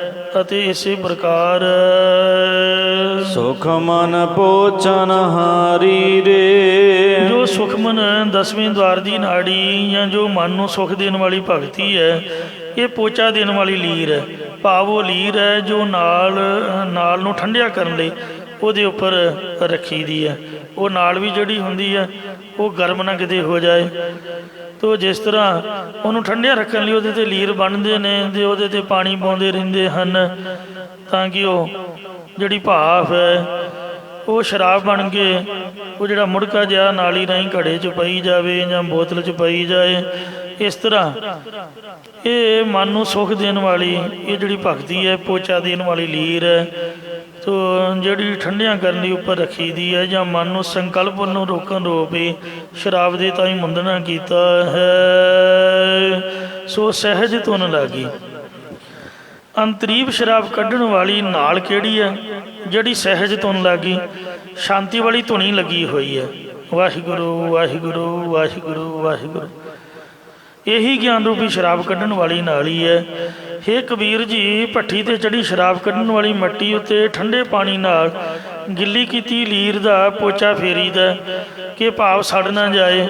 ਤੁਸੀਂ ਅੰਤਰੀਬ ਸ਼ਰਾਬ ਕੱਢਣ ਲਈ ਕਿਹੜੀ ਲੀਰ ਰੱਖੀ ਹੋਈ ਹੈ? ਕਹਿੰਦੇ ਸੁਖਮਨ ਪੋਚਨ ਹਾਰੀ ਰੇ। ਹੇ ਭਾਈ, ਅਸੀਂ ਦੇਹ ਰੂਪ ਮੱਟੀ ਤੇ ਮਨ ਨੂੰ ਸੁੱਖ ਦੇਣ ਵਾਲੀ ਨਾਮ ਰੂਪ ਪਾਣੀ ਨਾਲ ਠੰਡੀ ਕੀਤੀ ਭਗਤੀ ਰੂਪ ਲੀਰ ਦਾ ਪੋਚਾ ਫੇਰਦੇ ਹਾਂ। ਤੀਰਥ ਵਰਤਾ ਨੇਮ ਸੋਚਾ ਸੰਜਮ। ਹੇ ਕਬੀਰ ਜੀ, ਜੇਕਰ ਤੁਹਾਨੂੰ ਗਿਆਨ ਰੂਪੀ ਸ਼ਰਾਬ ਕੋਈ ਪਿਲਾ ਦੇਵੇ, ਤੁਸੀਂ ਉਹਨੂੰ ਕੀ ਭੇਟਾ ਦੇਵੋਗੇ? ਕਹਿੰਦੇ ਜੋ ਤੀਰਥ ਯਾਤਰਾ ਕੀਤੀ ਹੋਈ ਹੈ, ਵਰਤ ਰੱਖੇ ਹੋਏ ਨੇ, ਯਮ ਨਿਯਮ ਆਦਿਕ ਸਾਧਨ ਕੀਤੇ ਹੋਏ ਨੇ, ਸਰੀਰ ਨੂੰ ਵਿਸ਼ਿਆਂ ਤੋਂ ਨਿਰਲੇਪ ਰੱਖਣ ਰੂਪ ਸੁਚਮਤਾ ਰੱਖੀ ਹੋਈ ਹੈ, ਇੰਦਰੀਆਂ ਦਾ ਦਮਨ ਕੀਤਾ ਹੋਇਆ ਹੈ। ਸੰਨ ਰਵ ਸਸ ਗੈਨ ਦਿਓ ਰੇ। ਜੋ ਰਵ ਸੂਰਜ ਦੀ ਪਿੰਗਲਾ ਸੁਰ ਤੇ ਸੱਚ ਚੰਦਰਮਾ ਦੀ ਈੜਾ ਸੁਰ ਦੁਆਰਾ ਸਵਾਸਾਂ ਨਾਲ ਸਾਧਨ ਕੀਤੇ ਹੋਏ ਹਨ, ਜਾਂ ਇਸੇ ਪ੍ਰਕਾਰ ਰਵ ਸਸ ਗੈਨ ਦਿਓ ਰੇ। ਜੋ ਸੂਰਜ ਦੀ ਤਰ੍ਹਾਂ ਵਿਵੇਕ ਤੇ ਚੰਦਰਮਾ ਦੀ ਤਰ੍ਹਾਂ ਵੈਰਾਗ ਆਦਿਕ ਸਾਧਨ ਨੇ, ਇਹਨਾਂ ਸਾਰਿਆਂ ਨੂੰ ਬ੍ਰਹਮ ਗਿਆਨ ਰੂਪ ਸ਼ਰਾਬ ਪਿਲਾਉਣ ਵਾਲੇ ਦੇ ਮੈਂ ਕੋਲ ਗਹਿਣੇ ਰੱਖ ਦਿਆਂਗਾ, ਗਿਰਵੀ ਰੱਖ ਦਿਆਂਗਾ। ਮਤਲਬ ਕੋਟ ਮੱਧੇ ਕੋ ਵਿਰਲਾ ਸੇਵਕ ਹੋਰ ਸਗਲੇ ਵਿਵਹਾਰੀ। ਐਸੀ ਸ਼ਰਾਬ ਕੱਢ ਕੇ ਪੀਣ ਵਾਲਾ ਕੋਈ ਕਰੋੜਾਂ 'ਚ ਇੱਕ ਅੱਧਾ ਬ੍ਰਹਮ ਗਿਆਨੀ ਹੈ। ਉਹਦੇ ਅੱਗੇ ਮੈਂ ਤਨ ਮਨ ਧਨ ਅਰਪਕ ਦਿਆਂਗਾ। ਇਹ ਸਾਰੇ ਸਾਧਨ ਕੀਤੀ ਉਹਦੇ ਅੱਗੇ ਭੇਟਾ ਰੱਖ ਕੇ ਮੱਥਾ ਟੇਕ ਦਿਆਂਗਾ। ਸੁਰਤ ਪਿਆਲ ਸੁਦਾਰਸ ਅੰਮ੍ਰਿਤ। ਇਹ ਕਬੀਰ ਜੀ, ਇਹ ਗਿਆਨ ਦੀ ਸ਼ਰਾਬ ਪੀਤੀ ਕਿਵੇਂ ਜਾਂਦੀ ਹੈ? ਮੈਨੂੰ ਯਾਦ ਆ ਰਿਹਾ ਮਹਾਂਪੁਰਖ ਬ੍ਰਹਮ ਗਿਆਨੀ ਬਾਬਾ ਠਾਕੁਰ ਸਿੰਘ ਸਾਹਿਬ ਜੀ ਦਾ ਚਿਹਰਾ। ਜਿਸ ਤਰ੍ਹਾਂ ਤਕਾਲਾ ਨੂੰ ਸ਼ਾਮਾਂ ਪਈਆਂ ਰੋਟੀ ਤੋਂ ਪਹਿਲਾਂ ਜਿਨ੍ਹਾਂ ਨੂੰ ਇਹ ਆਦਤ ਪਈ, ਗੰਦੀ ਆਦਤ, ਉਹ ਸ਼ਰਾਬ ਦਾ ਪਿਆਲਾ ਪਹਿਲਾਂ ਮਾਰ ਲੈਂਦੇ ਨੇ, ਹਾੜੇ ਹੂੜੇ ਮਾਰ ਕੇ ਫਿਰ ਰੋਟੀ ਖਾਂਦੇ ਨੇ। ਫਿਰ ਉਹ ਸਿਰ ਜਿਹਾ ਘੁਮਾਈ ਜਾਂਦੇ ਨੇ, ਮਸਤਾਨੀਆਂ ਕਮਲੀਆਂ ਗੱਲਾਂ ਮਾਰੀ ਜਾਂਦੇ, ਕੋਈ ਗੱਲ ਕਹੋ ਸਮਝ ਨਹੀਂ ਆਉਂਦੀ। ਐਨ ਇਨ ਬਿਨ ਮਹਾਂਪੁਰਖ ਬਾਬਾ ਠਾਕੁਰ ਸਿੰਘ ਸਾਹਿਬ ਜੀ ਖਾਲਸਾ ਸਾਰੀ ਦਿਹਾੜੀ 5 ਗ੍ਰੰਥੀ ਗੁਰਬਾਣੀ ਸੁਣਦੇ ਰਹਿਣਾ, ਐਨ ਪੂਰੀ ਸਾਵਧਾਨਤਾ ਨਾਲ ਸੰਗਤਾਂ ਦੀਆਂ ਬਾਤਾਂ ਸੁਣਨੀਆਂ, ਦੁੱਖ ਸੁੱਖ ਘਰਾਂ ਬਾਰਾਂ 'ਚ ਚਰਨ ਪਾਉਣੇ, ਸਾਡੇ ਨਾਲ ਕਥਾ ਕੀਰਤਨ ਜਾਣਾ। ਤੋ ਸ਼ਾਮ ਦੇ 6 ਵਜੇ ਤੋਂ ਲੈ ਕੇ ਰਾਤ ਦੇ 1 ਵਜੇ ਤੱਕ ਉਹਨਾਂ ਦੀ ਅਵਸਥਾ ਕਮਲਿਆਂ ਬੰਦਿਆਂ ਮਸਤਾਨਿਆਂ ਵਾਂਗ ਬਣ ਜਾਂਦੀ। ਕੋਈ ਗੱਲ ਕਰਨੀ ਕਹਿਣਾ ਹੂੰ ਹੈ, ਸਮਝ ਹੀ ਨਾ ਆਉਣੀ। ਮੈਂ ਜਦ ਵੀ ਕੋਈ ਬਚਨ ਕਰਨਾ ਹੁੰਦਾ ਤਾਂ ਅੰਮ੍ਰਿਤ ਵੇਲੇ 5, 5:30 ਉਹਨਾਂ ਦੇ ਦਰਸ਼ਨ ਕਰੀਦੇ, ਉਦੋਂ ਪੂਰੇ ਸਾਵਧਾਨ ਹੁੰਦੇ। ਤੋ ਮਾਲਾ ਫੜੀ ਹੋਣੀ ਤੇ ਬੁੱਲ ਫਰਕੀ ਜਾਣੀ, ਵਾਹਿਗੁਰੂ ਵਾਹਿਗੁਰੂ ਵਾਹਿਗੁਰੂ ਵਾਹਿਗੁਰੂ। ਇੱਕ ਵਾਰ ਛੁੱਟੀ ਲੈ ਕੇ ਤੇ ਉਸ ਸਥਾਨ ਤੋਂ ਮੈਂ ਵਿਦਾ ਹੋਇਆ। ਮਗਰੋਂ ਜਥੇਦਾਰ ਨੇ ਪੁੱਛਿਆ, ਮਹਾਂਪੁਰਖ ਕਹਿਣ ਲੱਗੇ ਵੀ ਮੈਨੂੰ ਮਿਲਿਆ ਤਾਂ ਸੀਗਾ, ਮੇਰੇ ਨਾਲ ਗੱਲ ਵੀ ਕੀਤੀ ਸੀਗੀ ਤੇ ਧੁੰਦਲਾ ਜਿਹਾ ਯਾਦ ਹੈ, ਪਰ ਚੇਤਾ ਨਹੀਂ ਵੀ ਉਹ ਗਿਆ ਕਿੱਥੇ ਆ, ਆਊਗਾ ਕਦੋਂ, ਤੇ ਉਹਨੇ ਕਿਹਾ ਕੀ ਹੈ। ਤੋ ਕਹਿਣ ਦਾ ਭਾਵ ਇਹ ਕਿ ਮਹਾਰਾਜ ਦੇ ਨਾਮ ਦੇ ਵਿੱਚ ਦੀਨ ਦੁਨੀਆ ਦਾ ਚੇਤਾ ਭੁੱਲ ਜਾਣਾ, ਸੰਸਾਰ ਵਿੱਚ ਰਹਿੰਦਿਆਂ ਹੋਇਆਂ। ਜੈਸੇ ਜਲ ਮੈਂ ਕਮਲ ਨਿਰਾਲਮ ਮੁਰਗਾਈ ਨੇ ਸਾਣੇ, ਸੁਰਤ ਸ਼ਬਦ ਭਵ ਸਾਗਰ ਤਰੀਆ, ਨਾਨਕ ਨਾਮ ਬਖਾਣੇ। ਰਹਿਣਾ ਵੀ ਸੰਸਾਰ 'ਚ, ਗੱਲਾਂ ਬਾਤਾਂ ਵੀ ਮਾਰਨੀਆਂ, ਪਰ ਦੂਜੀਆਂ ਬਾਤਾਂ ਤੋਂ ਸਮਝ ਤੋਂ ਵੱਖਰਾ ਰੱਖਣਾ। ਜਿਸ ਤਰ੍ਹਾਂ ਬੱਚੇ ਨੂੰ ਭੋਲਾਪਣ ਹੀ ਉਹਨੂੰ ਤਾਰ ਜਾਂਦਾ, ਸਭ ਉਹਦੇ ਨਾਲ ਪਿਆਰ ਕਰਦੇ, ਇਉਂ ਭੋਲੇ ਪਾਏ ਮਲੇ ਰਗੜਾਇਆ। ਦੁਨੀਆ ਵੱਲੋਂ ਭੋਲਾਪਣ ਰੱਖ ਕੇ ਦੀਵਾਨੇ ਮਸਤਾਨੇ ਬਣ ਕੇ ਤੇ ਨਾਮ ਦੇ ਵਿੱਚ ਮਸਤ ਰਹਿ ਕੇ ਵਾਹਿਗੁਰੂ ਜੀ ਦੇ ਚਰਨਾਂ 'ਚ ਬਿਰਤੀ ਜੋੜਨੀ। ਸੋ ਇਸ ਤਰ੍ਹਾਂ ਇਹ ਬ੍ਰਹਮ ਗਿਆਨ ਦਾ ਆਨੰਦ ਹੈ ਜੋ ਸੁਰਤ ਸ੍ਰੇਸ਼ਟ ਪ੍ਰੀਤੀ ਰੂਪ ਪਿਆਲਾ ਹੈ। ਫਿਰ ਪੰਕਤੀ ਪੜੋ। ਸੁਰਤ ਪਿਆਲ ਸੁਧਾ ਰਸ ਅੰਮ੍ਰਿਤ। ਇਹ ਗਿਆਨ ਰੂਪੀ ਸ਼ਰਾਬ ਪੀਤੀ ਕਿਵੇਂ ਜਾਂਦੀ ਹੈ? ਕਹਿੰਦੇ ਸ੍ਰੇਸ਼ਟ ਪ੍ਰੀਤੀ ਰੂਪ ਪਿਆਲਾ ਹੈ, ਚਿੱਤ ਦੀ ਬਿਰਤੀ ਇਕਾਗਰ ਕਰਨ ਨੂੰ ਪਿਆਲਾ। ਤੇ ਇਸ ਗਿਆਨ ਰੂਪ ਸ਼ਰਾਬ ਦੇ ਵਿੱਚ ਸੁਧਾ ਨਿਰੋਲ ਅੰਮ੍ਰਿਤ ਰਸ ਹੈ, ਜਾਂ ਚਿੱਤ ਨੂੰ ਸ਼ੁੱਧ ਕਰਨ ਵਾਲਾ ਬ੍ਰਹਮਾਨੰਦ ਰੂਪ ਰਸ ਹੈ। ਸ਼ੁੱਧ ਸਰੂਪ ਦੀ ਪ੍ਰਾਪਤੀ ਕਰਾਉਣ ਵਾਲਾ ਬ੍ਰਹਮਾਨੰਦ ਰੂਪੀ ਰਸ ਹੈ। ਸਾਰਿਆਂ ਦੇ ਮਨਾਂ ਦਾ ਸੁਧਾਰ ਕਰਨ ਵਾਲਾ ਸ੍ਰੇਸ਼ਟ ਬ੍ਰਹਮਾਨੰਦ ਰੂਪ ਰਸ ਹੈ। ਰਸ ਪਿਓ ਰੇ। ਸ਼ਰਾਬ ਦਾ ਤਾਂ ਤੁਸ਼ ਜਿਹਾ ਰਸ ਹੈ, ਪਰ ਇਹ ਵੱਡਾ ਰਸ ਹੈ, ਪਰ ਬ੍ਰਹਮਾਨੰਦ ਰੂਪ ਰਸ ਅਸੀਂ ਪੀਣਾ ਕੀਤਾ ਹੈ। ਨਿਜਰ ਧਾਰ ਚੁਆਇਤ ਨਿਰਮਲ। ਜਿਵੇਂ ਪ੍ਰਤੱਖ ਸ਼ਰਾਬ ਕੱਢਣ ਵੇਲੇ ਧਾਰ ਚੋਂਦੀ ਹੁੰਦੀ, ਇਧਰ ਕਿਹੜੀ ਧਾਰ ਹੈ? ਜੋ ਬ੍ਰਹਮਾਕਾਰ ਬਿਰਤੀ 'ਚ ਨਿਜਰ ਇੱਕ ਰਸ ਅਤਿਅੰਤ ਉਜਲ ਜਾਂ ਵਿਸ਼ਿਆਂ ਦੀ ਮੈਲ ਤੋਂ ਰਹਿਤ ਕਰਨ ਵਾਲੀ ਬ੍ਰਹਮਾਨੰਦ ਰੂਪੀ ਧਾਰ ਚੋਂਦੀ ਹੈ। ਇਹ ਰਸ ਮਨੁਆ ਤੋਰੇ। ਇਹ ਜੋਗੀ ਇਸ ਰਸ ਵਿੱਚ ਸਾਡਾ ਮਨੁਆ ਮਨ ਰੰਗਿਆ ਹੋਇਆ ਹੈ। ਕਹਿ ਕਬੀਰ ਸਗਲੇ ਮਦ ਛੂਛੇ। ਇਹ ਜੋ ਵੀ ਬਚਨ ਵਿਲਾਸ ਕਰ ਰਹੇ ਨੇ ਭਗਤ ਕਬੀਰ ਜੀ ਕਹਿੰਦੇ ਨੇ, ਤੇ ਮੈਨੂੰ ਨਾ ਕਿਤੇ ਕੁੱਟਣ ਲੱਗ ਪਿਓ ਸਟੇਜ ਤੋਂ ਹੇਠਾਂ ਉਤਰਦੇ ਵੀ ਤੂੰ ਕੀ ਬੋਲ ਕੇ ਆਇਆ ਓਏ। ਕਿਉਂਕਿ ਜਿਹੜੇ ਸ਼ਰਾਬੀ ਬੰਦੇ ਗੁੱਸਾ ਕਰਦੇ ਨੇ। ਮੈਨੂੰ ਤਾਂ ਮੇਰੇ ਉਸਤਾਦ ਨੇ ਆਖਿਆ ਵੀ ਕਥਾ ਜਦੋਂ ਕਰਨੀ ਹੈ ਗੋਡਿਆਂ 'ਤੇ ਪੱਟਾਂ 'ਤੇ ਕਿਰਪਾਨ ਰੱਖ ਕੇ ਕਰਨੀ ਹੈ, ਵੀ ਐਰਾ ਗੈਰਾ ਬੰਦਾ ਤਾਂ ਮੂੰਹ ਚੁੱਕ ਕੇ ਨਾ ਵੇਖ ਸਕੇ। ਉਹ ਮੇਰੀ ਢਿੱਲੇ ਆਈ ਹੈ, ਵਰਤੀ ਦਾ ਤਾਂ ਨਹੀਂ, ਪਰ ਪ੍ਰਭਾਵ ਤਾਂ ਹੁੰਦਾ। ਵੀ ਐਵੇਂ ਜਿਹੜਾ ਮਰਜ਼ੀ ਨਸ਼ੇ ਪੱਤੇ ਵਾਲਾ ਪੁੱਛੇ ਭਾਈ ਤੂੰ ਕੀ ਬੋਲਿਆ, ਦੁਨੀਆ ਗੁੱਸਾ ਕਰਦੀ ਹੈ ਜਿਹੜਾ ਇਹ ਖਾਂਦੇ ਪੀਂਦੇ ਨੇ। ਇਸ ਲਈ ਮੈਨੂੰ ਮਾਫ਼ ਕਰਨਾ ਜੀ, ਮੈਂ ਤਾਂ ਇੱਕ ਡਿਊਟੀ ਨਿਭਾ ਰਿਹਾ, ਬੋਲਣ ਦੀ ਡਿਊਟੀ ਹੈ, ਅਤੇ ਬੋਲਣ ਦੇ ਮੈਨੂੰ ਤੁਸੀਂ ਪੈਸੇ ਦਿੰਦੇ ਹੋ। ਅਤੇ ਇਸ ਲਈ ਇਹ ਜਿਹੜੇ ਬਚਨ ਨੇ ਕਬੀਰ ਜੀ ਦੇ ਨੇ। ਮੈਂ ਤਾਂ ਇੱਕ ਕੇਵਲ ਕਬੀਰ ਸਾਹਿਬ ਜੀ ਦੇ ਬਚਨਾਂ ਨੂੰ ਆਪਦੇ ਕੰਨਾਂ ਤੱਕ ਪਹੁੰਚਾਇਆ ਹੈ। ਗੁਰਬਾਣੀ ਬਾੜ ਦਰਪਣ 'ਚ ਵੀ ਮਹਾਂਪੁਰਖਾਂ ਨੇ ਨਸ਼ਿਆਂ ਦੀ ਵਿਰੋਧਤਾ ਦੇ ਵਿੱਚ ਇੱਕ ਬੜਾ ਸੁੰਦਰ ਬੰਦ ਲਿਖਿਆ ਹੈ। ਉਹ ਕਹਿੰਦੇ ਲੁੱਚੇ ਹੁੱਕਾ ਪੀਮ ਦੇ ਫੀਮ ਅਧਰਮੀ ਖਾਹੇ, ਸੁਖਾ ਪੀਂਦੇ ਬਾਵਰੇ ਔਂਤ ਪੋਸਤੀ ਜਾਹੇ ਔਂਤ ਪੋਸਤੀ ਜਾਹੇ ਚਰਸ ਕੇ ਪੀਵਨ ਹਾਰੇ ਖੋਂ ਖੋਂ ਕਰਕੇ ਮਰਤੇ ਮਹਾ ਪਾਪੀ ਹਥਿਆਰੇ ਕਹੇ ਗਿਰਦਰ ਕਬਰਾਏ ਇਨਾ ਮੈਂ ਏਕ ਨਾ ਸੋਚਾ ਪੀਂਦਾ ਹੈ ਜੋ ਸ਼ਰਾਬ ਗਲੀ ਮੈਂ ਐਮਕ ਲੁੱਚਾ। ਤੇ ਇਸ ਵਾਸਤੇ ਧੀਆਂ ਪੁੱਤਾਂ ਨੂੰ ਆਪਦਿਆਂ ਨੂੰ ਆਪਾਂ ਕੀ ਸਿੱਖਿਆ ਦਿਆਂਗੇ। ਕਬੀਰ ਜੀ ਕਹਿੰਦੇ ਛੱਡ ਦਿਓ ਗੁਰਮੁਖੋ, ਤੁਸੀਂ ਤਾਂ ਛੱਡੀ ਹੋਈ ਆ, ਨੀਲੀਆਂ ਪੱਗਾਂ ਚਿੱਟੇ ਚੋਲੇ ਉੱਪਰ ਦੀ ਗਾਥਰੇ ਤੇ ਚੰਡੀਗੜ੍ਹ ਤੋਂ ਪੇਟੀਆਂ ਦੀਆਂ ਪੇਟੀਆਂ ਕਾਰਾਂ ਦੇ ਵਿੱਚ ਲਿਆਉਣੀਆਂ। ਇੱਕ ਨੂੰ ਇੱਥੇ ਫੜਿਆ ਸੀਗਾ, ਕਾਹਦੇ ਲਈ? ਮੁੰਡੇ ਦਾ ਵਿਆਹ ਰੱਖਿਆ ਜੀ। ਧੀਆਂ ਪੁੱਤਾਂ ਦੇ ਵਿਆਹ ਤੇ ਵੀ ਕਿਸੇ ਨੂੰ ਪਿਉਣੀ ਵੀ ਛੱਡ ਦਿਓ, ਇਹ ਵੀ ਬਹੁਤ ਵੱਡਾ ਪਾਪ ਜੇ, ਇਹ ਵੀ ਪਾਪ ਛੱਡ ਦਿਓ। ਆਪ ਤਾਂ ਚੰਗੇ ਹੋ, ਦੂਸਰਿਆਂ ਨੂੰ ਵੀ ਵਰਤਾਉਣੀ ਤਿਆਗ ਦਿਓ। ਇਹ ਸ਼ਰਾਬ ਦੇ ਨਸ਼ੇ ਝੂਠੇ ਤੁਸ਼ ਹਨ। ਕਹੈ ਕਬੀਰ ਸਗਲ ਮਦ ਛੂਸੇ। ਮਾਰੇ ਕਹਿੰਦੇ ਸ਼ਰਾਬ ਦੇ ਸਮੇਤ ਸੁੱਖੇ ਦਾ ਕੀ, ਫੀਮ ਦਾ ਕੀ, ਭੰਗ ਪੋਸਤ ਜੋ ਵੀ, ਡੋਡੇ ਕੀ, ਭੁੱਕੀ ਕੀ, ਸਭ ਇਹ ਨਸ਼ੇ ਤੁਸ਼ ਨੇ, ਨਰਕਾਂ 'ਚ ਪਾਉਣ ਵਾਲੇ ਨੇ। ਇਹ ਮਹਾਰਸ ਸਾਚੋ ਰੇ। ਇਹ ਭਾਈ ਇਹ ਜਿਹੜਾ ਵੱਡਾ ਰਸ ਬ੍ਰਹਮਾਨੰਦ ਰੂਪੀ ਰਸ ਹੈ, ਅੰਮ੍ਰਿਤ ਰਸ ਹਰ ਕੀਰਤਨੋ ਕੋ ਵਿਰਲਾ ਪੀਵੈ ਵਜੋ ਨਾਨਕ ਮਿਲੇ ਇੱਕ ਨਾਮ ਰਿਦ ਜਪ ਜਪ ਜੀਵੈ। ਇਹ ਰਸ ਸੱਚਾ ਜੇ, ਇਹਨੂੰ ਛਕਣਾ ਕਰੋ, ਜਿਸ ਦੇ ਨਾਲ ਮੁਕਤੀ ਦੀ ਪ੍ਰਾਪਤੀ ਹੁੰਦੀ ਹੈ। ਅਰ ਨਾਮ ਕੁਮਾਰੀ ਨਾਨਕਾ ਚੜੀ ਰਹੇ ਦਿਨ ਰਾਤ।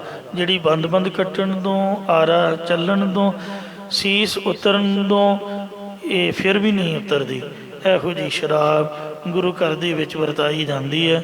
ਇਹੋ ਜਿਹਾ ਸੁੱਖ ਹੈ, ਇਹੋ ਜਿਹਾ ਨਸ਼ਾ ਗੁਰੂ ਘਰ ਦੇ ਵਿੱਚ ਕਥਾ ਕੀਰਤਨ ਦਾ ਬਖਸ਼ਿਸ਼ ਕੀਤਾ ਜਾਂਦਾ। ਇਹਨੂੰ ਧਾਰਨ ਕਰੋ। ਗੁਰੂ ਸਾਹਿਬ ਕਿਰਪਾ ਕਰਨ ਜੀ, ਭੁੱਲ ਚੁੱਕ ਖਿਮਾ ਕਰਨੀ, ਅੱਗੇ ਦੋ ਸਮਤ ਬਖਸ਼ਣੀ।